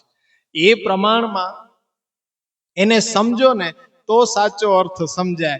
તો આપણને કોઈ દિવસ વિચાર કરો કે ગોકુલનાથજી એક સંદૂકની અંદર 84 વૈષ્ણવની વાર્તા પધરાવીને મોટું તાળું મારતા અને ચાવી પોતાની પાસે રાખતા. કેમ કે અધિકારી વિના આને કોઈ જોવાનો એ પ્રશ્ન જ આવતો નથી. કારણ કે એટલી ગૂઢ છે ને કે આને જો ન સમજાન તો અર્થનું અનર્થ થઈ જશે અને વાતનું વતેસર થઈ જશે. એટલે એ તો તાળામાં રાખવા જેવી વસ્તુ છે. પણ આપણે બધા આજે નિત્ય નિયમથી વાંચન કરવા માંડ્યા, પછી 16 ગ્રંથ વિના નવી જીવનની શરૂઆત અહીંથી થાય છે. અસમર્પિત વસ્તુ નામ તસ્માદ વર્જનમ આચરેત. એટલે પહેલી અસમર્પિત વસ્તુથી આપણે બચીને સમર્પીને પછી દરેક કાર્ય કરવા પડશે. એ મર્યાદામાંનો ખુલાસો આવી જાય કે અસમર્પિત વસ્તુથી બચશો. નિવેદિભિઃ સમર્પ્યૈવ સર્વમ કુર્યાદિતિ સ્થિતિ. નિવેદિભિઃનો અર્થ આપણે કર્યો હતો કે નિવેદન કરતા પોતે અને નિવેદિત થયેલી દરેક વસ્તુઓની સાથે પ્રભુને એ નિવેદન કર્યા પછી દરેક કાર્ય કરવું જોઈએ. એ સ્થિતિ, એ શબ્દથી મર્યાદા બતાડી છે કે વૈષ્ણવી જીવનની મર્યાદા શું? સ્થિતિ શબ્દથી. અને મર્યાદા એને કહેવાય કે જેનું ઉલ્લંઘન કરો તો અપરાધ રૂપ થશે. એટલે નિવેદિભિઃ ટીકા ગ્રંથોની અંદર જોશો તો પુરુષોત્તમજીએ જે અર્થ કર્યો છે તો ત્યાં મતુબ પ્રત્યય અને ની પ્રત્યયથી અર્થ કર્યો છે. મતુબ પ્રત્યય એ તૃતીયા વિભક્તિની અંદર નિવેદિભિઃ, નિવેદન કરેલી વસ્તુઓની સાથે. ણી પ્રત્યય છે કે જેની અંદર ગુણ હોય તો એને ગુણી કહીએ. એવી રીતના નિવેદી કોણ? નિવેદન કરતા છે. પોતાની નિવેદિત થયેલી દરેક વસ્તુઓની સાથે કાર્ય કરવું જોઈએ. દરેક કાર્ય છે નિવેદન કર્યા પછી જ થવું જોઈએ. એવી ભક્તિ માર્ગની મર્યાદા છે. નિવેદિભિ સમર્પ્યેવ. સમર્પ્યેવ સમર્પ્યેવ છે ત્યાં કત્વા પ્રત્યયનો ઉપયોગ થયો છે. અત્યારના બહુ હાર્ડલી સમજવાની જરૂર નથી કે ભૂત, ભવિષ્ય અને વર્તમાન, એહિક અને પારલૌકિક બધું જ ઠાકોરજીને નિવેદન કરી દીધું છે. એ નિવેદી જેણે નિવેદન કરી દીધું છે. આના પછીના જ ગ્રંથની અંદર આપણે ભણશું નિવેદિત આત્મા. નિવેદિત આત્માને કોઈ ચિંતા કરવાની આવશ્યકતા નથી. નવરત્ન ગ્રંથ શા માટે નથી? કારણ કે બધું જ પ્રભુને નિવેદન કરી દીધું છે. એટલે નિવેદિભિ સમર્પ્યેવ સર્વમ કુર્યાદ ઇતિ સ્થિતિ. એટલે નિવેદન કરતાએ નિવેદિત દરેક વસ્તુઓને કરીને પછી જ તેનાથી કાર્ય કરવું જોઈએ. ટીકાકારો ત્યાં સમજાવે છે કે ભાઈ શ્રૌત, સ્માર્ત, વૈદિક, લૌકિક જે પણ કાર્યો હોય અને એ કાર્યોની અંદર જે પણ કાંઈ સાધન સામગ્રીની આવશ્યકતા હોય એ બધું જ પ્રભુને નિવેદિત કર્યા પછી એ કાર્ય કરવું જોઈએ.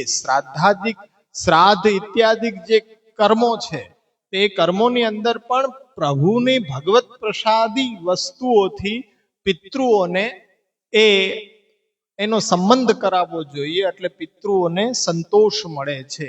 એટલે એની જે રસોઈ હોય ઇત્યાદિ બધી જ પ્રભુને નિવેદિત થયા પછી જ એ કાર્યો કરવા જોઈએ. નિવેદિભિ સમર્પ્યેવ સર્વમ કુર્યાદ ઇતિ સ્થિતિ. આ મર્યાદા આપણી છે કે નિવેદન, ત્યાં શબ્દમાં આપણે સમજ્યા હતા કે નિવેદન, દાન અને સમર્પણ, એનો ખ્યાલ રાખવો બહુ જરૂરી છે. એટલે કંઈ પણ સમસ્યા ઊભી થાય નહીં. નિવેદન ખાલી જણાવવાના અર્થમાં છે. નિવેદન એ જણાવવાના અર્થમાં છે. સમર્પણ જે છે એ આપણી જે કાંઈ વસ્તુઓ છે એ વસ્તુઓ આપણી માલિકીની નથી, હકીકતે તો ભગવાનની જ છે. એટલે એની અંદર જે આપણી અહમતા મમતા છે એને છોડીને પ્રભુને એ સમર્પિત કરવું એ સમર્પણનો ભાવ છે. ખાલી એમાં આપણી માલિકી કેન્સલ નથી થતી. શું છે કે વસ્તુ આપણી જ માલિકીની રહે છે, પણ અજ્ઞાન છે આપણું કે એને આપણી પોતાની ગણીએ છીએ અને એમાં હું અને મારી એવો ભાવ જોડીએ છીએ. એ ભાવ ખાલી પ્રભુ છે, એ મારા સ્વામી છે, તો મારી જે પણ કાંઈ વસ્તુ છે એ પ્રભુની જ છે એવો ભાવ રાખવો એનું સમર્પણ કહેવાય. પ્રશ્ન કર્યો હતો ને કે સોનાની કટોરી ગીરવે મૂકી અને પછી એમાંથી જે કાંઈ ભંડાર આવ્યો એને ઠાકુરજીને અરોગાવ્યો, પોતે કેમ ન લીધી? કારણ કે બધી વસ્તુ જો આપણી જ માલિકી કેન્સલ ન થતી હોય તો ત્યાં ભાવ છે. સમર્પણનો ભાવ શું છે કે હું પ્રભુનો દાસ છું અને પ્રભુ મારા સ્વામી છે, તો સ્વામી ઉપર સેવકે નભાય નહીં. એટલે એ ભાવના સાથે ઠાકુરજીની જે કટોરી હતી એ ગીરવે મૂકી એમાંથી જે નેક ભોગ ધર્યો, ઠાકુરજીને અરોગાવ્યો પણ ખરો, અને પછી બધો ગૌગ્રાસમાં ને યમુનાજીમાં પધરાવી દીધો.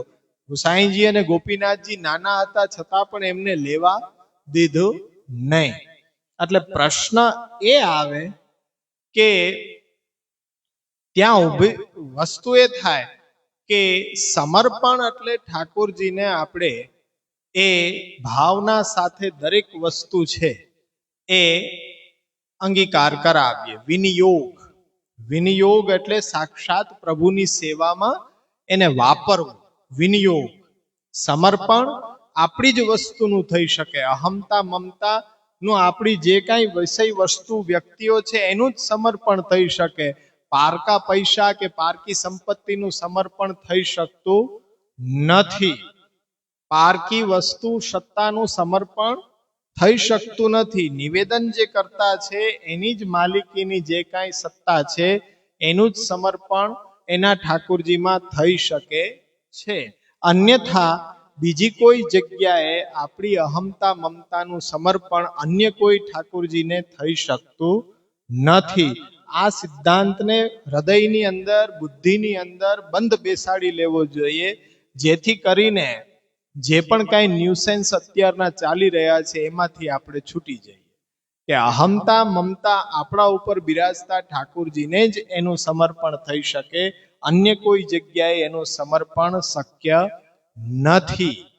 ઠાકોરજીને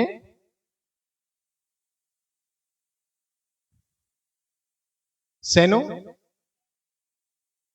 નિવેદન એટલે જણાવવું, અને સમર્પણ વાચકીય નિવેદન એટલે જણાવવું. જેમ કે અર્પણ અને નિવેદન. સમર્પણ એ પ્રેક્ટિકલી રીતે આપણી ભાવના, એમાં આપણી માલિકીની નહીં રહે. પ્રભુ એના સ્વામી છે ખરા. સ્વામી છે એટલે એનો મતલબ એવો નથી કે એ વસ્તુ પ્રભુની થઈ જાય રહી છે, કારણ કે એના પછી દાન આવે છે. દાન એટલે શું? કે આપણે જે કંઈ આપણી માલિકીની વસ્તુ છે એના ઉપર જેને આપતા હોઈએ એની માલિકી આપણે સ્થાપિત કરી દઈએ અને આપણી માલિકી કેન્સલ કરી દઈએ તો એ ભેટ થઈ જાય, દાન થઈ જાય. તો એ દાનની જે પ્રક્રિયા છે, તો એ દાનની પ્રક્રિયાથી એ જે દાન દીધેલી વસ્તુ હોય એને ફરીથી આપણા ઉપયોગમાં આપણે લઈ શકતા નથી. એટલે પ્રશ્ન એ આવે ને કે સમર્પિત જ્યાં છે, આપણા ઘરે સમર્પિત આપણે લઈએ છીએ. માની લ્યો કે વ્યવહારની અંદર કોઈ વૈષ્ણવ આપને ઘરે બોલાવે અને પ્રસાદ લેવડાવે, તો ત્યાં આપણે પ્રસાદ લેવો કે ન લેવો, પ્રશ્ન એવો ઉપસ્થિત થાય. કારણ કે ત્યાં તો કઈ આપણી સત્તાનો તો અંગીકાર પ્રભુએ કર્યો નથી, એ વૈષ્ણવની સત્તાનો અંગીકાર પ્રભુએ કર્યો, અને એ અંતર્ગત જે પ્રસાદ છે એ આપણને લેવડાવવાના છે. આપણું કંઈ છે જ નહીં, તો અસમર્પિત વસ્તુનામ તસ્માદ વર્જનમાં ચરે. છે તો અસમર્પિત આપણા માટે, વૈષ્ણવ માટે નહીં. તો ઘણા એમ કહે છે કે ત્યાં પ્રસાદ ન લેવાય. હવે સિદ્ધાંત ત્યાં શું કહે છે કે તમે તેની ઘરે બોલાવાથી ચાલ્યા પણ ગયા, ત્યાં જઈને સોફા ઉપર બેસી પણ ગયા, ત્યાં પંખાની કે એસીની હવા પણ લઈ લીધી, પણ પ્રસાદ નથી લેતા. હવે ત્યાં તો એની માલિકીનો સોફો, એની માલિકીનું ઘર, એની માલિકીનું એસી, એનો પંખો, અસમર્પિત હવા, અસમર્પિત સ્થાન, એ તો બધું તમે ગ્રહણ કરી લીધું. પણ જ્યાં પાછો પ્રસાદ લેવાનો વારો આવે ત્યાં તમે એમ કહી દો કે ના ના, એ હું નહીં લઉં. કેમ? તો તમે જ તો વિચાર કરો કે નિવેદિભિઃ સમર્પ્યૈવ સર્વમ કુર્યાદિતિ સ્થિતિ. નિવેદન કર્યું છે તો નિવેદનની અંદર મારી અહમતા મમતા બધી બ્રહ્મ સાથે જોડાઈ ગઈ છે. એટલે એ અહમતા મમતા જે કોઈ જળ વસ્તુમાં કે વ્યક્તિમાં હતી એ બધી બ્રહ્મ સાથે જોડાઈ ગઈ છે. તો જ્યાં આમંત્રણ દેતા તમારે જવું પડતું હોય, તો ત્યાં એ તમારી અહમતા મમતાના વિષયમાં જે વ્યક્તિ આવી રહ્યો છે, તો ત્યાં પ્રસાદ કેમ ન લઈ શકાય? અવશ્ય લઈ શકાય. જો તમે ત્યાં જઈ શકતા હો, બેસી શકતા હો, હવા પંખાની એની લઈ શકતા હો, તો એ બધું અસમર્પિતમાં જ આવશે. તો કેવલ પ્રસાદ જ અસમર્પિત કેમ થઈ ગયો? પણ આપણે દરેક કાર્ય નિવેદિભિઃ સમર્પ્યૈવ સર્વમ કુર્યાત ઇતિ સ્થિતિ. આપણે જો એ કાર્ય કરવા માટે પ્રેરાયા છીએ તો મતલબ કે અહમતા મમતા આપણી છે, તો એ અહમતા મમતા આપણી ક્યાં છે? હવે તો બ્રહ્મ સાથે જોડી દીધી છે. તો હવે ત્યાં જઈને પ્રસાદ લેવો એ પણ આપણા માટે એ હવે સ્વીકાર્ય છે. એવું નથી કે ન જ લેવાય. એટલે એ વસ્તુનો વિચાર ક્યારે થાય કે જ્યારે જે પણ કોઈ જગ્યાએ પારકી વસ્તુ ને પ્રભુમાં ઉપયોગ કરવામાં આવતી હોય, બીજાને આપેલા પૈસા, બીજાની આપેલી સામગ્રી, બીજાની લાવેલી કંઈક ભેટ, એ બધું ઠાકોરજીને ધરવામાં આવતું હોય, તો હવે ત્યાં પ્રસાદ છે કે નહીં એ પેલો પ્રશ્ન આવે કે પ્રસાદ છે ત્યાં? કારણ કે બધાનું લઈને પછી ઠાકોરજીની સેવામાં વાપરવામાં આવે છે. તો હવે જે પણ કોઈ તમને વસ્તુ આપી રહ્યો છે, કોના નામથી આપી રહ્યો છે? તો કે ઠાકોરજીના નામથી આપી ગયો છે. અને જો તમે ઠાકોરજીમાં વાપરો તો ઠાકોરજીના નામથી એ ભેટ દાન છે. અને એ વસ્તુ ફરીથી આપણા ઉપયોગમાં ક્યારેય આવી શકશે નહીં. એ મુખ્યત્વે સમજવાની વસ્તુ છે કે આજે જ્યાં પણ ક્યાંય પાતર લખાવીને પ્રસાદ લેવડાવવામાં આવે છે હવેલીઓની અંદર, તો ત્યાં આપણે પ્રસાદ છે કે નહીં એની ખરાઈ આપણે કરી લેવી જોઈએ. કેવી રીતના થશે પ્રસાદ? કેવી રીતના થાય કે મહાપ્રભુજીના સિદ્ધાંત પ્રમાણે સ્વસત્તાનો વિનિયોગ પ્રભુની સેવામાં કરાવવામાં આવે ત્યારે પ્રભુ એને આનંદપૂર્વક એ ગ્રહણ કરે છે. અને પછી આરોગ્ય પછી એ મહાપ્રસાદના રૂપમાં એ આપણને પ્રાપ્ત થાય છે. પણ જ્યાં આ નિયમને ખંડિત કરવામાં આવે છે ત્યાં એ પ્રસાદ થતો નથી. અને પ્રસાદ નથી થતો તો ઠાકોરજીના નામે જ્યાં વસ્તુઓ અપાતી હોય, તો ઠાકોરજી તો દેવાધિદેવ છે, તો દેવના નામે કોઈ પણ વસ્તુ ભેટ સામગ્રી અપાતી હોય તો એ દેવના નામની ભેટ છે, દેવની વસ્તુ છે. તો એ દેવ દ્રવ્યનો પ્રસાદ આપણે કદાપી લઈ શકીશું નહીં. અહીંયા બધાય માત ખાઈ રહ્યા છે કે ભાઈ દાન, સમર્પણ અને નિવેદન ત્રણેય શબ્દોને સમજવાની જરૂરી છે. સમર્પણ એ આપણો વ્યવહાર છે. નિવેદન એ ખાલી પ્રભુને જણાવવા માટે છે. શું શબ્દ?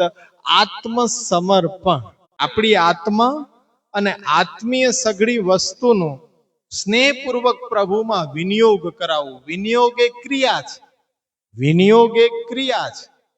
અને આપણી ભાવનાનો વ્યવહાર પ્રભુ સાથે એ સમર્પણ છે કે જેમાં આપણે જાણી ગયા છીએ કે બધી જ વસ્તુ પ્રભુની છે, પણ અત્યારના પ્રભુની સેવા માટે એ પ્રભુમાં વાપરવા માટે મને આપવામાં આવી છે. આ દેહ અને દેહથી લઈને તમામ વસ્તુઓ, ભલે ઘાસનું તણખલું કેમ ન હોય, બધું પ્રભુ તરફથી મળેલું છે. માલિકી આપણી કેન્સલ નથી થતી. એટલે જ જે આપણે આજનો શ્લોક ભણવાનો છે એમાં એ જ વસ્તુને સમજવાની આવશ્યકતા છે કે દત્તસ્ય અપહાર. દત્તસ્ય અપહાર.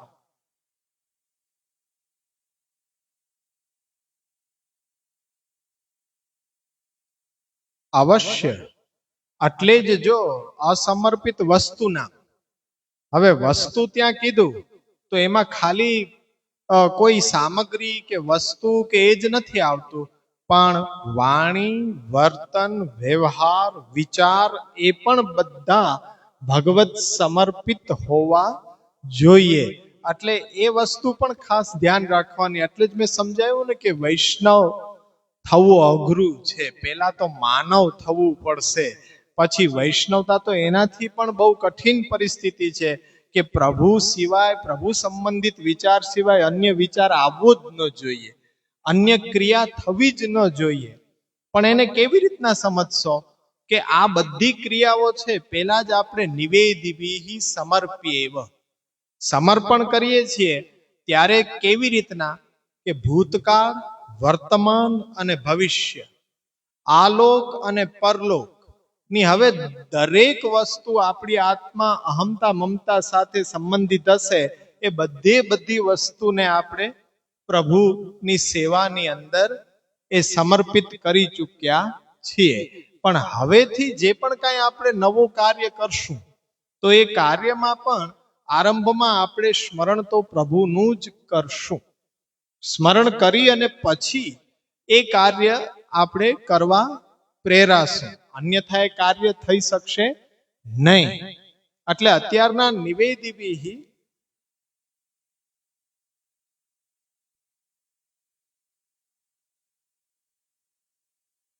એક, ત્રણમાંથી એક ન હોય, નિવેદન એટલે જણાવો જ નહીં, તો પછી સમર્પણનો સવાલ જ નથી આવતો. સમર્પણ કરી રહ્યા છો તો જણાવવાની પછી જરૂર નથી રહેતા. પ્રશ્ન અહીંયા ઊભો થાય છે, ટીકાકારો કે એકવાર નિવેદન કરી દીધું પછી સમર્પણ અને એ વિનિયોગ કરવાની શું આવશ્યકતા? તો ત્યાં એ વસ્તુ કે ખાલી આ જણાવવા માટે નથી. નિવેદન એ ખાલી જણાવવા માટેની એ ક્રિયા નથી, પણ એને જીવન જીવવા માટેની જીવન શૈલી બતાવવામાં આવી છે. કે પ્રભુને એકવાર કમિટમેન્ટ આપણે આપીએ છીએ નિવેદન દ્વારા, જણાવી દઈએ. જણાવવું એટલે સામે ખાલી ઉપસ્થિત કરીને ગણાવી દેવું, આ આ આ આ આટલી વસ્તુ છે એ બધી પ્રભુ તારા માટે છે, હું સમજી ગયો. પણ પછી હવે ખરેખર એ વ્યવહારમાં લાવીને બતાડવું પડે કે સમર્પણ એટલે કે વ્યવહારમાં લાવવું પડે કે જે વસ્તુ નિવેદનની અંદર જણાવી છે એ દરેક વસ્તુ છે હવે સેવામાં આપણે જોડવા માટે તત્પરતા બતાડવાની છે. એટલે એ સમર્પણનો વ્યવહાર છે અને વિનિયોગ છે એ ક્રિયા છે. એટલે હવે એમાં દરેક વસ્તુ યા તો પ્રત્યક્ષ કે પછી પરોક્ષ, આ બે વસ્તુ, બે અવસ્થાને ધ્યાનમાં રાખીને વિચાર થશે કે દરેક નિવેદન કરેલી વસ્તુ છે કદાચ સાક્ષાત સેવામાં એ વિનિયોગ ન કરી શકાતી હોય, પણ પરોક્ષ રૂપે એમાં આપણે ભાવ મૂકવો પડશે. એવી ઘણી વસ્તુઓ છે. આપણી આદતો છે, તો એ બધી આદતો છે, તો એ આદતો પ્રભુને સાક્ષાત સેવામાં વિનિયોગ ન થઈ શકે. પણ એકવાર નિવેદન કર્યા પછી આપણે દરેક કાર્ય છે પ્રભુને નિવેદન કરી દીધું, પછી એને આપણે આપણા માટે પણ કરતા હશું તો એ અવશ્ય રાતની ઊંઘ છે તો એ સાક્ષાત સેવામાં ઉપયોગી નથી. ઊંઘ છે એ સેવામાં ઉપયોગી નથી, પરંતુ એ પરોક્ષ છે કે જો ઊંઘશે નહીં તો સેવા કેવી રીતના કરશે? પ્રસાદ લેવાની ક્રિયા છે, સાક્ષાત સેવામાં કોઈ એનો સંબંધ જ નથી. આપણે પ્રસાદ લઈએ એનો સેવામાં શું સંબંધ હોય? પણ આપણા શરીરના રક્ષણ માટે, દેહ ટકાવવા માટે, દેહથી સેવા કરવા માટે એ ક્રિયા જરૂરી છે. તો એ પરોક્ષ રૂપે પાછી એ ભક્તિનું અંગ બની જઈ રહી છે. એ રીતના મનોરંજન છે. તો મનોરંજનની અંદર તમે કોઈ ગીત સાંભળો છો, હવે એને સેવા સાથે તો કોઈ સંબંધ છે જ નહીં. આપણા સાથે સંબંધ છે કે મનોરંજન આપણે કરી રહ્યા છીએ. એમાં કોઈ ભક્તિ માર્ગીય સંગીત પણ નથી સાંભળતા, પણ આપણને ગમે એવા જૂના પિક્ચરના ગીત, ફિલ્મી ગીતો, એવું આપણને સાંભળવાનું મન થયું છે. તો હવે વિચાર કેવો કરવો કે એ સાંભળવા કે ન સાંભળવા? સાંભળવાથી તમારું ચિત્ત પ્રસન્ન રહે છે તો અવશ્ય એ ભક્તિનું અંગ બની જશે, એ મનોરંજન પણ. કારણ કે આપણે ઉત્તમ અધિકારી નથી. રાતના 9 થી 10 ટીવી સામે બેસવાની આદત છે જ, અને જોવી જ પડે.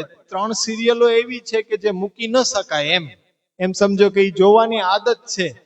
તો હવે છૂટતી તો નથી. ટીવી બંધ કરો તો મન ક્યાંય ન લાગે, એમાં ને એમાં ખોઈચું રહે કે કાલે જ્યાંથી મૂક્યું તો એ આગળ શું થયું હશે.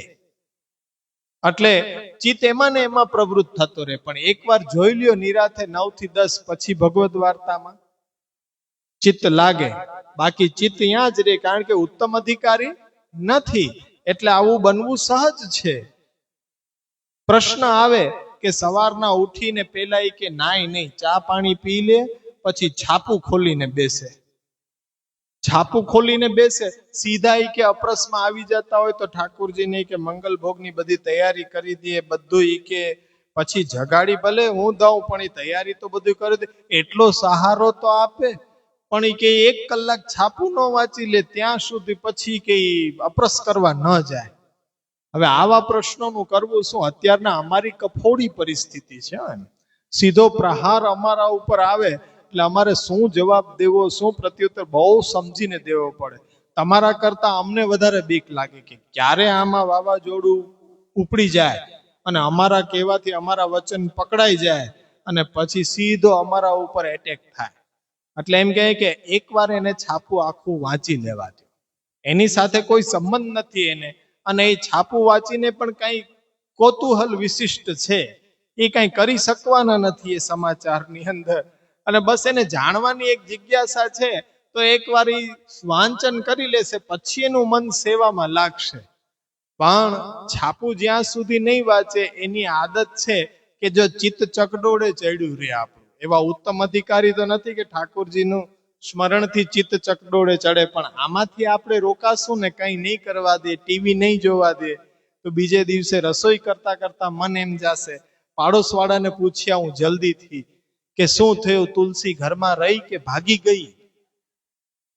એટલું કાલે મને જોવા ન દીધું, ટીવી બંધ કરાવી દીધું, તોય મન આપણું ત્યાં ને ત્યાં અટક્યું રહે. એટલે એમ કહેવામાં આવે છે કે ત્યાં સાક્ષાત અને પરોક્ષ બે પદ્ધતિનો વિચાર આપણે કરીને નિવેદી સમર્પીએ સર્વમ કુર્યાદિતિ સ્થિતિ. ખાલી જણાવવા પૂરતું સીમિત નથી, પણ એને આચરણમાં મૂકીને બતાડવું પણ જરૂરી છે. એટલે સમજો એ કે ક્યાં પ્રસાદ લેવો, ક્યાં ન લેવો, ક્યાં જવું, ક્યાં ન જવું, એ આપણે નક્કી કરવાનો છે. પણ એવી જગ્યાએ કે જ્યાં પારકી સત્તા ઠાકોરજીને અંગીકૃત કરાવવામાં આવતી હોય, ત્યાં આપણે એ કોઈ પણ વ્યવહાર રાખવો જોઈએ નહીં. અત્યારના સમયની અંદર હું મહેલ ચણાવી દઉં, સોના ચાંદીના દ્વાર બનાવડાવી દઉં, પણ સેવાનો મને ભાવ જ ન હોય તો એવો મહેલ શું કામ? ઠાકોરજી પણ નથી ઈચ્છતા. ઠાકોરજીની મનોવૃત્તિ શું છે એ જાણી લેવી આપણને જરૂરી છે. ઠાકોરજીની મનોવૃત્તિ કેવી છે? મહાભારત, હવે આ 16 ગ્રંથ પૂરા થતા નથી, મહાભારત ક્યારે વાંચન કરવું? કે મહાભારત તો વંચાય નહીં, અમુક તો એવી પીડા ઘરમાં રખાય નહીં, મહાભારત તો મહાભારત થાય. અરે એ તો પુરાણ છે, ઘરમાં રખાય નહીં કે મહાભારત, બાકી મહાભારત થાય. આવા આપણે સંશયોની અંદર પડ્યા. મહાભારતની અંદર જ્યારે ઠાકોરજી પધારી રહ્યા છે એ હસ્તિનાપુર, ત્યારે દુર્યોધનને એવું લાગે છે કે શ્રેષ્ઠ વ્યક્તિ મહાપુરુષ આવી રહ્યા છે, તો એની આગતા સ્વાગતાની અંદર કોઈ કમી રહેવી ન જોઈએ. અને આપણે સોના ચાંદીના સિંહાસન, થાળી, વાટકા, કટોરા, 56 ભોગ બધું લગાડીને પછી રાહ જોવે છે કે ઠાકોરજી પધારે એટલે તરત મહેલમાં. પણ ઠાકોરજી વિદુરજીની ઘરે પધારી ગયા. વિદુરજીની ઘરે પધારી ગયા. આ સોના ચાંદીના સિંહાસન, વાસણ, 56 ભોગ છોડીને અને વિદુરજીને ત્યાં આપે ભોજન કર્યું. અને ત્યાં ભક્તિથી વળી પાછા એવા રસ તરબોળ કે કેળાનો ગર્ભ નીચે ફેંકતા જાય ને છાલ આપતા જાય તો પ્રભુ છાલે સ્વીકાર કરે. પત્રમ ફલમ પુષ્પમ તોયમ યોમે ભક્ત્યા પ્રયચ્છતિ. જ્યાં ભક્તિનો ભાવ નથી ત્યાં ચાંદી, સોના, 56 ભોગ એ પણ એનું કોઈ કામ નથી. પ્રભુએ ત્યાં પોતાની મનોવૃત્તિ બતાડી દીધી કે ભક્ત હોય ને એ મને પ્રિય હોય, ભક્તિનો ભાવ હશે ને એ મને પ્રિય છે. તો અત્યારના એ જ તમે લગાડો કે જ્યાં મોટા મોટા મહેલો ચણાય છે ને એ મોટી મોટી બધી એ ગોઠવણો થાય છે ને 56 ભોગ થાય છે, સોના ચાંદી હિંડોળા, સોના ચાંદીના દરવાજા. પ્રભુએ મનોવૃત્તિ સ્પષ્ટ કરી દીધી મહાભારતની અંદર કે મને તો ભક્તિ હોય ને ત્યાં પ્રિય. હું વૈષ્ણવની ઘરે બિરાજી શકું, પણ અત્યારના અમારી ઘરે બિરાજવું હોય તો ઠાકોરજી વિચાર કરે કે એ નહીં ફાવે, કારણ કે ત્યાં ભક્તિનો ભાવ નથી. તો પછી પ્રભુ કહે છે કે મને કોઈ ઇન્ટરેસ્ટ નથી ત્યાં પધારવાની અંદર. અને આપણે પાછા મૂર્ખ એવા કે હવેલીની અંદર વળી પાછા સોનાના દરવાજા કરાવીને ઉત્સાહ લેતા કે સોનાનો દરવાજો મારા તરફથી, ચાંદીનું સિંહાસન મારા તરફથી. મહાપ્રભુજી સમજાવવા માંગે છે કે દુર્યોધન જેવો ભાવ ન રાખો, ભાવ દુર્યોધન જેવો નહીં, વિદુરજી જેવો રાખો. એવી કઈ ઠાઠ માઠ કરવાની આવશ્યકતા નથી. કેવલ આપણો ભક્તિનો ભાવ જોશે, કંઈ નહીં હોય ને તો પણ પ્રભુ પ્રેમથી બિરાજશે. અવશ્ય આપણે જોઈએ બાજરીના દાણા આરોગ્યા, જલની લોટી આરોગી, છોલા આરોગ્યા, પ્રેમથી આરોગ્યા. 56 ભોગને પણ આપણે સ્વીકાર નથી કર્યો, પણ ભક્તના ભાવને સ્વીકાર કર્યો છે. એટલી સમજ આપણે કેળવવી જોઈએ. એટલે અહીંયા નિવેદન, સમર્પણ અને દાન એને સમજો. હવે એમ કીધું કે ભાઈ નિવેદિભિ સમર્પ્યેવ સર્વમ કુર્યાદિતિ સ્થિતિ, પણ સમર્પણની અંદર મર્યાદા શું છે? ન મતમ દેવ દેવસ્ય સામી ભુક્ત સમર્પણ. અર્ધભુક્ત પ્રભુને ક્યારેય પણ એ વિનિયોગ કરવું જોઈએ નહીં. એમાં સિદ્ધાંત કેટલો છે કે આપણું ઉચ્છિષ્ટ છે એ પ્રભુને ક્યારેય ધરવું જોઈએ નહીં. કારણ કે એ તો કર્મ માર્ગની અંદર, મર્યાદા માર્ગની અંદર દેવતાઓને પણ એ સ્વીકાર્ય નથી. આપણી ભોગવેલી વસ્તુમાંથી શેષ બચેલું હોય તેનાથી એ દેવતાઓ પણ અપ્રસન્ન રહે છે. તો અહીં તો દેવાધિદેવ છે, કૃષ્ણ છે, તો એને તો ક્યારેય પણ અર્ધ ભોગવાયેલી વસ્તુ, અર્ધભુક્ત એટલે આપણે જેને ઉપયોગમાં લઈ લીધી એમાંથી જે બચે છે એ શેષ વસ્તુ પ્રભુના વિનિયોગમાં એ ક્યારેય લેવી જોઈએ નહીં. અહીંયા આપણા ઘણા બધા પ્રશ્નોનું નિરાકરણ થઈ જાય. ઘણા એવું સમજતા હોય કે આપણે પ્રભુની સામગ્રી એવું નામ આપી દીધું, પછી એમાંથી આપણા ઘરની અંદર કંઈ લઈએ તો બાકીની શેષ વસ્તુ બધી અર્ધભુક્ત થઈ ગઈ. ભંડારની વાત છે, આપણી વ્યવસ્થા છે. એક રસોડું ઠાકોરજીની રસોઈ થાય છે ત્યાં રાખીએ તો ત્યાં મરી મસાલો બધું રાખવો જ પડે. ત્યાં બધા ભંડારની વસ્તુઓ પણ થોડી થોડી રાખવી પડે. બીજું રસોડું બહાર માટે છે, આપણા આવેલા બધા મહેમાનો ઇત્યાદિ, પછી જે રસોઈ કરવી હોય, ભોગ ધરેલી વસ્તુ પાછી ગરમ કરવી હોય, તો એ બધી આપણી વ્યવસ્થા છે. પણ અહીંયા જે રસોડું છે ઠાકોરજીની વ્યવસ્થા કરી છે આપણે, ઠાકોરજીનું નથી. ઠાકોરજીનું માનશો તો પછી તમે પણ એમાંથી કંઈ લઈ શકશો નહીં. એક વ્યવસ્થાના ભાગ રૂપે એક રસોડું અહીંયા છે અને એક રસોડું અહીંયા છે, વ્યવસ્થા છે આપણી. અને મેઇન સ્ટોરેજ ભંડાર આપણો છે, એમાંથી વસ્તુ છે એ આમાંય જશે અને એ વસ્તુ ઠાકોરજીની વ્યવસ્થામાં પણ જશે. પણ આપણી સમજ એવી છે કે મેઇન સ્ટોરેજમાં ખાંડ છે, હવે આપણે ચા બનાવી છે, મહેમાન આવ્યા, હવે ખાંડ ઘટી ગઈ, હવે કરવું શું? હવે ભંડારમાંથી કાઢશું તો બાકીની શેષ જેટલી ખાંડ છે એ બધી કે અર્ધભુક્ત થઈ ગઈ, ચાલશે જ નહીં. હવે એનો સ્પષ્ટ અને સીધો ઉલ્લેખ છે કે મેઇન સ્ટોરેજ છે ને કરિયાણાની દુકાન સમજો. કરિયાણાની દુકાન સમજો. કરિયાણાની દુકાનની અંદર થી વૈષ્ણવો પણ લઈ જતા હોય સીધો, અને વૈષ્ણવ ન હોય એ પણ લઈ જતા હોય. તો ત્યાં કેમ ચાલે છે? તો બધી વાતનું સોલ્યુશન ત્યાં આવી જશે કે એવું નથી. ઘરમાં મેવો લઈને આવો છો, નાનો બાળક છે, એને ખ્યાલ આવી ગયો કે આ સફરજન લઈને જાય છે અને સફરજન માંગી લે તો આપણને એમ થાય કે ઓહો, હવે અર્ધભુક્ત થઈ ગયો. પણ ટીકાકારો એમ કે છે કે જ્યાં સુધી આપણો ઇન્દ્રિયનો વેપાર ન થાય એ વસ્તુની અંદર સાક્ષાત, ત્યાં સુધી વસ્તુમાં દોષ આવતો નથી. તમે કઈ સામગ્રી સિદ્ધ કરતા હશો તો સુગંધ બાજુવાળાના ફ્લેટમાં જશે, એને તો રોકી નહીં શકો. એને સુગંધ લઈ લીધી કે આ સામગ્રી બની રહી છે આજે તમારા ઘરમાં, ત્યારે આપણે એમ કહીએ કે ઓહો, હવે તો આ સામગ્રી ન ચાલે, અર્ધભુક્ત થઈ ગઈ. પણ એ ખાલી એનો જ દોષ છે. એને ખાલી એ સુગંધ લઈ લીધી તો એનાથી એનો દોષ છે એ સામગ્રીમાં નથી આવતો. પણ એને ખાવા માટે પ્રયત્ન કરે ને ખાઈ જ લે આવીને તો એ અર્ધભુક્ત થશે. આ સ્પષ્ટ સિદ્ધાંત છે અર્ધભુક્ત વસ્તુનો, કે અર્ધભુક્ત વસ્તુ એટલે આપણી ઉચ્છિષ્ટ જૂઠણ એ ઠાકોરજીને ન આવવી જોઈએ. તો વ્યવસ્થા એકદમ સરળ થઈ જશે કે ભાઈ ઘરની અંદર વ્યવસ્થા કહેતા હોય, ઘણા એમ કહેતા કે બહારથી લઈ આવીએ તો મનમાં એવો ભાવ આવે કે ઠાકોરજી માટે લાવ્યા છીએ તો શું કરવું? અરે એ તો આપણો ખાલી ભાવ છે.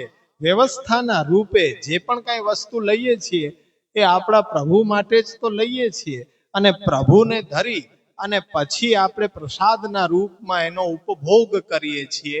તો એ જ વસ્તુ હવે આવી રહી છે કે જો પહેલા તો એમ કીધું અસમર્પિતનો ત્યાગ કરો, પછી દરેક વસ્તુ પ્રભુને નિવેદિત કરો, અને નિવેદિત કરવામાં પણ અર્ધભુક્ત છે એ વસ્તુ પ્રભુને નિવેદન કરવી નહીં, તો લૌકિક વ્યવહાર ચલાવો કેમ? તો ત્યાં એ 6થા શ્લોકમાં તસ્માદ આદો સર્વ કાર્યે સર્વ વસ્તુ સમર્પણમ દત્તા અપહાર વચનમ તથા ચ સકલમ હરે. એટલે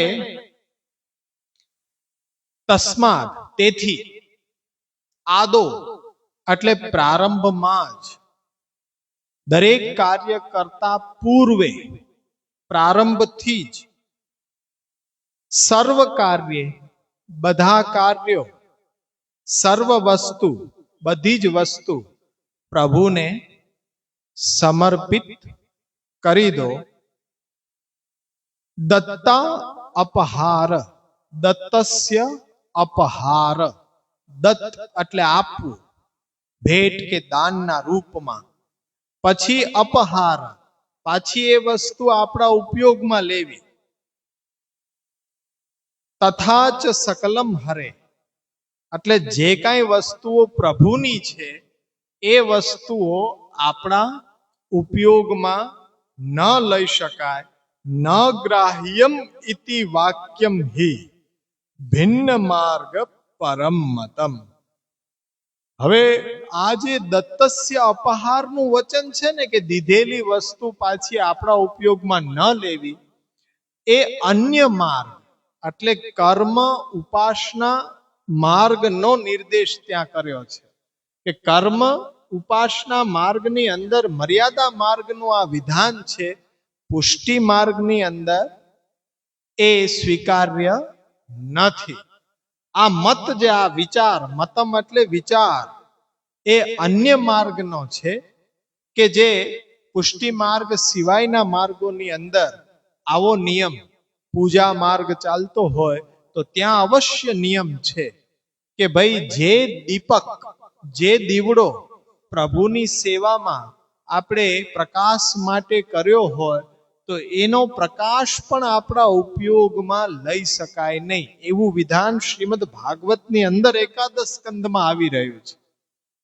તો ત્યાં પુરુષોત્તમજીની જે વ્યાખ્યા જોશો તો તેની અંદર જેટલા શ્લોકો પૂજા વિધિ કર્મ માર્ગ પરક છે તેને આપ ગણાવી રહ્યા છે કે ઉદ્ધવજીને બતાડ્યો છે તો એ મર્યાદા માર્ગની રીત બતાડી છે.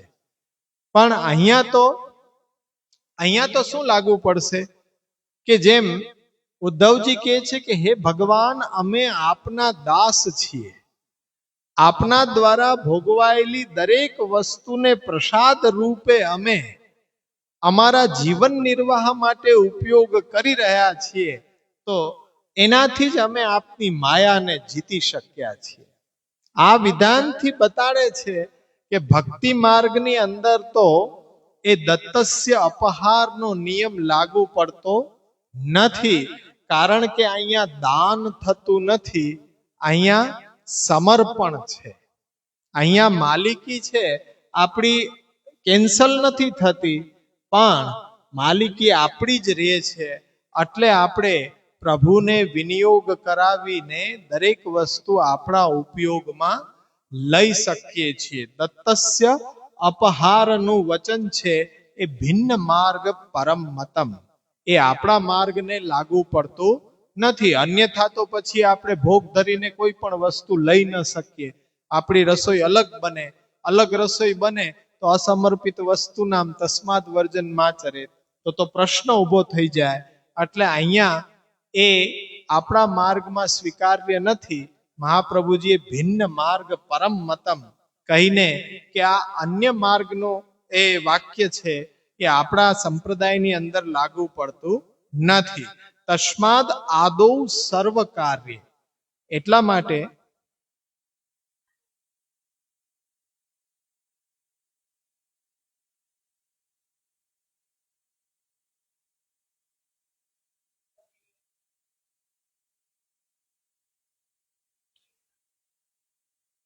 એની પાસેથી આપણે ખરીદવા જોઈએ.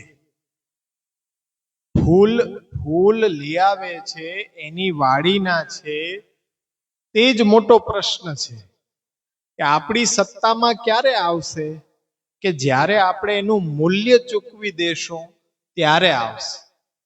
પણ એ ન લેતા હોય તો આપણે બે હાથ જોડીને ત્રીજું માથું કે ભાઈ અમે ફૂલ સ્વીકાર નહીં કરીએ જ્યાં સુધી એનું મૂલ્ય તમે અમારી પાસેથી ન લ્યો ત્યાં સુધી. એનું શ્રેષ્ઠ ઉદાહરણ કિશોરીબાઈની વાર્તામાં છે. કિશોરીબાઈની ઘરે સુંદર સામગ્રી કાચો સીધો વૈષ્ણવો ધરી ગયા હતા અને કિશોરીબાઈએ સિદ્ધ કરીને રસોઈ ઠાકોરજીને ભોગ ધરી. ઠાકોરજીએ સ્પષ્ટ જણાવ્યું કે આજે હું ભૂખ્યો રહી ગયો, મેં રાજભોગ આરોગ્યો નથી. કેમ? રોજ કરતા પણ ઉત્તમ સામગ્રી આપને મેં હરોગાવી છે આજે.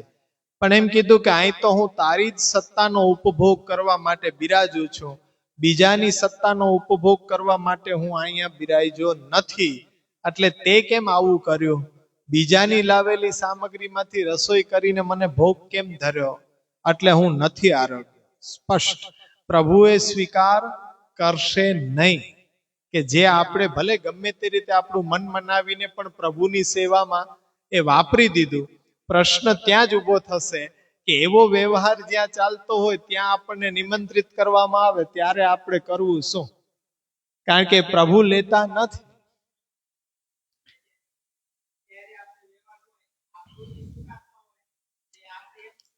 હા, અપવાદિક પરિસ્થિતિની અંદર કે જ્યાં ઠાકોરજી પધરાવાનો વ્યવહાર હોય, જ્યાં ઠાકોરજી પધરાવાનો વ્યવહાર હોય તો એના ઠાકોરજી તમારે ત્યાં પધારતા હોય, પણ આવો વ્યવહાર એક કે બે વ્યક્તિ સાથે હોય, પણ એનાથી જો વિસ્તાર થઈ જાય, એટલે જ મેં સમજાવ્યું હતું કે એકદમ પ્રમાણિક રહેવું. અપવાદિક પરિસ્થિતિ હટી જાય પછી પ્રતિપ્રસવમાં આવી જવું. પાછું નિયમ હતા તે જ નિયમને પાલન કરતા રહેવું જોઈએ. જેમ કે તસ્માદ આદો સર્વ કાર્ય, પ્રારંભથી જ પ્રભુને દરેક વસ્તુ નિવેદિત કરીને પછી વ્યવહાર ચલાવવો હોય, પણ અમુક કર્મો એવા છે કે જે અનવસરના સમયમાં નિભાવ કરી જ દેવા પડતા હોય, અથવા કોઈ ઘરમાં ન હોય અન્યત્ર જગ્યા ઉપર હોઈએ ત્યારે આપણે એ આકસ્મિક કોઈ કાર્ય એવું આવી પડે કે ત્યારે કરવું જરૂરી જ છે, તો ત્યારે શું કરવું?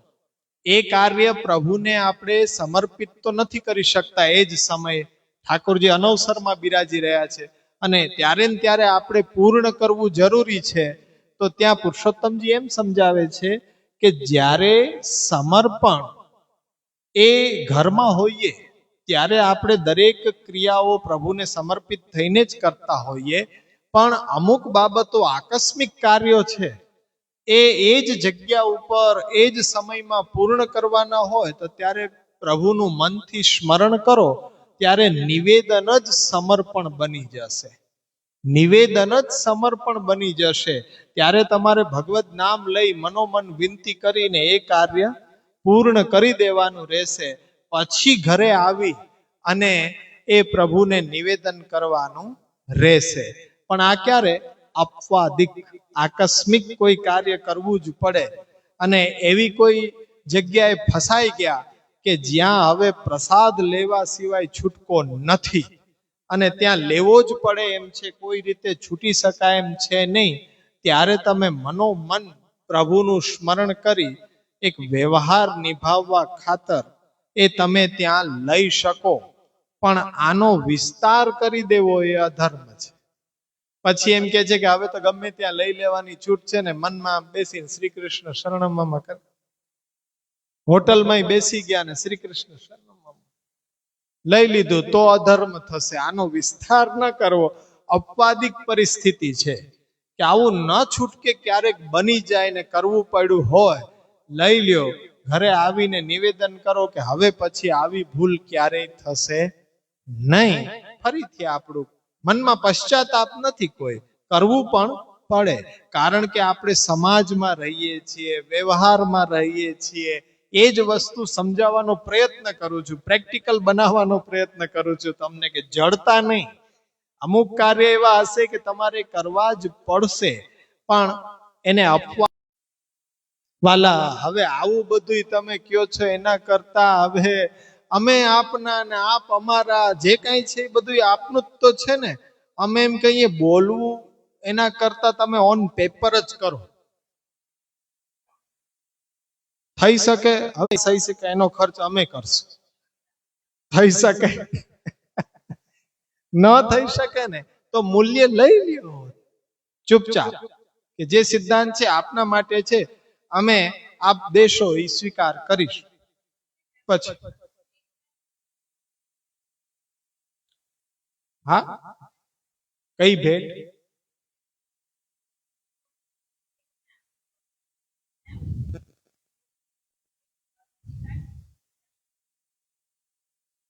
હવે એમાં પ્રશ્ન એવો છે કે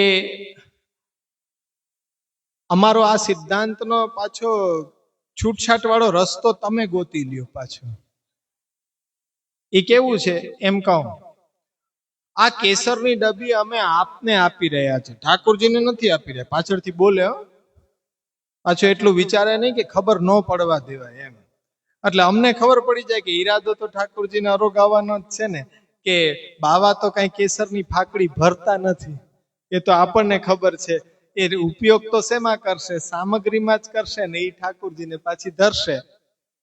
એટલે અમે એ પણ હવે એમ કે ભાઈ ચરણારવિંદમાં ધરી દો તો ચરણારવિંદમાં આવેલી સામગ્રી ના ઠાકોરજીના ઉપયોગમાં આવે, ઠાકોરજીના ઉપયોગમાં ન આવે તો અમારે ઉપયોગમાં ન રહે. કરવું શું? એનો રસ્તો એવો છે કે એક બ્રાહ્મણને અમે સાથે રાખીએ. તમે આમ કેસરની ડબ્બી આપો ને એને આપી દે, એ તો ખમા ખમા કરે. તમે પેટી લાવો અંબાની, એટલે આખી પેટી. આ વખતે એવું થયું, આ વખતે લાઈન લાગી અમારા ઘરે કે અહીંયા બાવાશ્રી કે આખી પેટી આપે છે. અમને ખબર નહીં, કારણ કે અમે એક જણાને આપી દીધી, કોઈએ લાવીને એમ દીધી કે આપના માટે છે, અમે નહીં સ્વીકારીએ. ધડ કરી એને કે અમે આપના, આપ અમારા. મેં કીધું બગીચો આખો નામે કરી દો તો કઈ પ્રશ્ન નહીં રહે. એ તો થાય નહીં, પણ આ તો લેવું જ પડશે. એટલે અમે એક વ્યક્તિ જેને ભાઈ આવા અવસ્થા નહોતી કે એ ખરીદી શકે આંબા, એમાં એના બાળકોને બધા લે, એટલે અમે આખી પેટી આપી દીધી. બીજે દિવસે 4 જણા આવ્યા, એ આંબા જોઈએ છીએ, કેરી જોઈએ છે. અમને ચક્કર આવ્યું, કેરી કેમ? એટલે કે અમને ખબર પડી કે અહીંયા વંટાય છે. એટલે આપણે એમ કીધું કે ચાલો ઠાકોરજીને ધરી હોય તો 2 આપી દે. કે 2 નહીં, આખી પેટી જ જોઈએ છે. એટલે મેં કીધું પેટી. અમારી પરિસ્થિતિ કફોડી થઈ જાય કે તમે તો ધરી જાઓ, પણ અમે કોઈને આપીએ તો બીજે દિવસથી લાઈન લાગી જાય કે અહીંયા એક કેરી નથી આપતા, આખી પેટી આપે છે. એટલે બધા અહીંયા લાઈન લગાડો કે અમારે પણ જોઈએ છે. ક્યાંથી મળે? એટલે આ વસ્તુ છે, તમારા ઘરનો આવે છે, કોઈ પણ દઈ જાય છે તમને, પણ એનો ઇન્ટેન્શનલી ઈરાદો તો ઠાકોરજીને જોઈ. ફૂલ તમારા કામમાં શું આવવાના છે એને તો એ ખબર છે. તમારે એને રૂપિયા જ આપી દેવા. આપણે એટલા તો ઓલા નથી કે એક માળીને ત્યાંથી ફૂલ 25 રૂપિયાના ન ખરીદી શકીએ. એવી તો પરિસ્થિતિ આપણી નથી. અને જો એવી હોય તો પણ આપણે ગુંજામાલા ધરીએ છીએ, ફૂલની માલા જ છે. અને પવિત્રાની અંદર હવે તો બહુ સુંદર સુંદર પવિત્રા સિદ્ધ થાય છે. અવરગંડીથી આમ થાકે બનાવે ને મણકાઈ બનાવે ને ફૂલ જેવી જ માલા લાગે. એ ફૂલ જેવી જ, એમાં અત્તર સમર્પીને ધરાવી દો એટલે ફૂલની માળા જ થઈ ગઈ. એવી આ ફૂલની ન થાય એવી બધી આર્ટિફિશિયલ માળા હવે મળે છે તૈયાર. તો એ પધરાવી લ્યો કાયમી, એ જ ધરો ભાવથી. પણ બીજાના ઘરના તુલસી કે બીજાના ઘરના ફૂલ, એક પાંદડું પણ આપણા ઠાકોરજીના ઉપયોગમાં ન આવે. એ વસ્તુ છે કે આ ભાંજગઢમાં પડવું જ નહીં. પૈસા લે તો ઠીક છે, બાકી તમારી સ્વીકાર્ય નથી વસ્તુ. એક જ વસ્તુ શું થશે? બહુ તો બહુ એ બોલાવશે નહીં, જય શ્રી કૃષ્ણ નહીં કરે, ભલું થયું ને ભાંગી જંજાળ. હવે નિરાતે વત્સુ શ્રી ગોપાલ. રોજ ઉઠીને એક જ કથા કરવી કે અમારે ન ચાલે, આમ ન ચાલે, તેમ ન ચાલે, એક ને એક કથા. અને હવે તો પ્રભુની ને મહાપ્રભુની કૃપા એવી જ થઈ ગઈ કે અમારા ઘરને બધાય ભૂલી જ ગયા. હવે ભરશું નિરાતે શ્રી ગોપાલ. ત્યાં એ કે કઈ લેતા નથી, ત્યાં કઈ પધારતા નથી, ત્યાં કઈ હા નથી પાડતા, બધી જ ના પાડે, એટલે ત્યાં જવું જ નહીં, ખલેલ જ નહીં. હવે ખરેખર જેને અમારી જરૂર છે ને એ જ લોકો અમારી પાસે આવે છે. અને જૂના લોકો વળી પાછા બ્રહ્મબોધ અમને કરાવે કે પેલા તો ભૈરું ભૈરું રહેતું અહીંયા બધું, હવે તો કોઈ આમ જોવાથી ન મળે, એકાદ બેઠો હોય કોઈ એવો મળે. તો હવે મેં કીધું એને જ અમારી જરૂર છે, બીજા બધાને અમારી જરૂર નથી. હમણાં બધું લેવા માંડીએ ને દેવા માંડીએ ને તો પાછા બધા આડોટવા માંડે. હિંડોળાનો સમય છે તો ઓહો હો પ્રસાદ લ્યો. પણ સાચી વસ્તુ કહીએ છે એ જેને શીખવી હશે એટલા જ આવશે. બાકી શું ઝાંઝરડા રોડ ઉપર એટલા જ છે? અરે આ હોલે નાનો પડે, એ પણ તમને ભવિષ્યમાં દેખાડી દેશો કે કેમ નાનો પડે. એ તમે ખુદ બધા એના પ્રમાણ હશો કે અભ્યાસ કરવા વાળા વર્ષના વતલા દિવસે દર શુક્રવારે બધાને ખબર છે તો આવે છે કેટલા? આટલા જ. પણ કઈક હમણાં કાર્યક્રમ ગોઠવીએ અને એમ કહીએ કે અલ્પાહાર કે પ્રસાદ અહીંયા લેવાનો છે, આ ઓછું પડે, બારે પાછું બધાને રોકીને બેસાડવા પડશે, જગ્યા જગ્યા જગ્યા ની. તમે ખુદ પ્રમાણ હશો ત્યારે એવી જાદુગરી આપણે કરશું ત્યારે તમને ખુદ એ બધું આંખે દેખો એમ ખબર પડી જાય કે શુક્રવારે તો આવતા નથી, આજે કેમ આવે. આપણો ભાવ એવો છે કે અભ્યાસ ન કરે પણ આપણા સંસર્ગમાં આવે, આપણી સાથે સંગઠનની અંદર સંગઠિત થાય. ભલે પ્રસાદનું બાનું નથી પણ એને કીર્તન, રાસ, ધોળપદ એમાં અભિરુચિ હોય, અભ્યાસમાં નહીં હોય.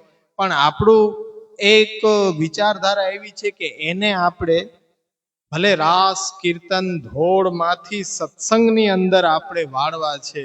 એવું સામર્થ્ય તો આપણા બધાયમાં હોવું જોઈએ ને. ભીનું કપડું કોરા કપડાને અડે તો એ પણ ભીનું થઈ જાય. તો વૈષ્ણવતા આપણી અંદર હોય, નિષ્ઠા મહાપ્રભુજીની હોય, તો એ બાને પણ આપણે અહીંયા ઉપસ્થિત થાય તો અવશ્ય આ વાતાવરણ એવું બનાવવા માંગીએ છીએ કે તેને આકર્ષે. અને એ અવશ્ય વાતાવરણ અહીંયા નિર્માણ થાય કે જે મહાપ્રભુજીના વચનોની અંદર નિષ્ઠતા વાળા છે એ જો 2-2 કલાક બેસીને મહાપ્રભુજીના વચનો ભણતા હોય, પછી અહીંયા કાયમી આવનારને એ વાઇબ્રેશન તો અવશ્ય આવશે જ અને એ લોકો અહીંયા અભ્યાસ પણ કરશે જ. એટલે અહીંયા આપણે એવું નથી કે ન કરવું. એ રાસ, ધોળપદ, સત્સંગ એ આપણા ભક્તિનું જ અંગ છે અને એ નિસ્વાર્થ ભાવે આપણે અહીંયા એ કાર્યક્રમો કરશું. પણ કહેવાની વાત એ છે કે એ લોકોને હજી સન્માર્ગ તરફ દોરવા માટે આપણે બધાએ મહેનત કરવી પડશે. આવતા વખતે આ 6ઠ્ઠો અને 7મો બંને શ્લોક લેશું અને પછી અંતિમ 8મો શ્લોક એ એકાદશી પહેલા આપણે પૂર્ણ કરવું છે. અને પવિત્ર એકાદશીને દિવસે વિશેષ વર્ગ રાખવો છે કે આપ બધાના સૂક્ષ્મ વિચાર, સિદ્ધાંત, રહસ્ય ઉપર એક એક શ્લોક ઉપર આપ સૌ તૈયારી કરી અને મહાપ્રભુજીના ગુરુ પૂજનની અંદર પોતાના વાક પુષ્પોથી મહાપ્રભુજીના ચરણારવિંદનું એ પૂજન કરો. તો એ સમય દરમિયાન કંઈ પણ પ્રશ્ન હોય કેવી રીતના એ તૈયારી કરવી, કારણ કે તરત જ એક પેપર આવશે. આપણી પદ્ધતિ છે એક ગ્રંથ પૂરો થાય એટલે MCQ નું પેપર આવે તમારા હાથમાં અને એ તમે એ ભરો એટલે તમે તૈયાર પણ અવશ્ય થઈ જાઓ કે કરેલો અભ્યાસ એમાં કંઈ ન આવડતું હોય તો અહીંયા પૂછવાની પણ છૂટ છે કે આ પ્રશ્ન સમજાતો નથી તો એ મારા વોટ્સએપ ઉપર મૂકીને પૂછવાની પણ છૂટ છે. પણ તૈયારી બધાએ અવશ્ય કરવાની. મહાપ્રભુજીની સેવા છે તો એ મહાપ્રભુજીની સેવા આપણે બધાએ કરીશું. અને આશ્રયનું પદગાન કરી અને મને જણાવ્યું હતું કે એમને વર્ગ વિશે પોતાના વિચારો રજૂ કરવા છે. તો આશ્રયનું પદગાન થઈ જાય પછી એ ઉપસ્થિત હોય તો અવશ્ય અહીંયા આગળ આવી અને વર્ગ વિશે પોતાનો જે પણ કાંઈ ભાવના છે તો એ અવશ્ય બતાડી શકશે. પહેલા આશ્રયનું પદગાન કરીએ પછી 5 મિનિટ એમને પણ આપણે સાંભળીશું. દ્રઢયિન ચરનાન કેરો ભરોસો, દ્રઢયિન ચરણ ચેરો ભરોસો, દ્રઢયિન ચરણન કેરો, દ્રઢયિન ચરણન केरो भरोसो दृढ़ जिन चरणन केरो। श्री वल्लभाधीश की जय, श्री गोपीनाथ जी परम दयाल की जय, श्री गोसाई जी परम दयाल की।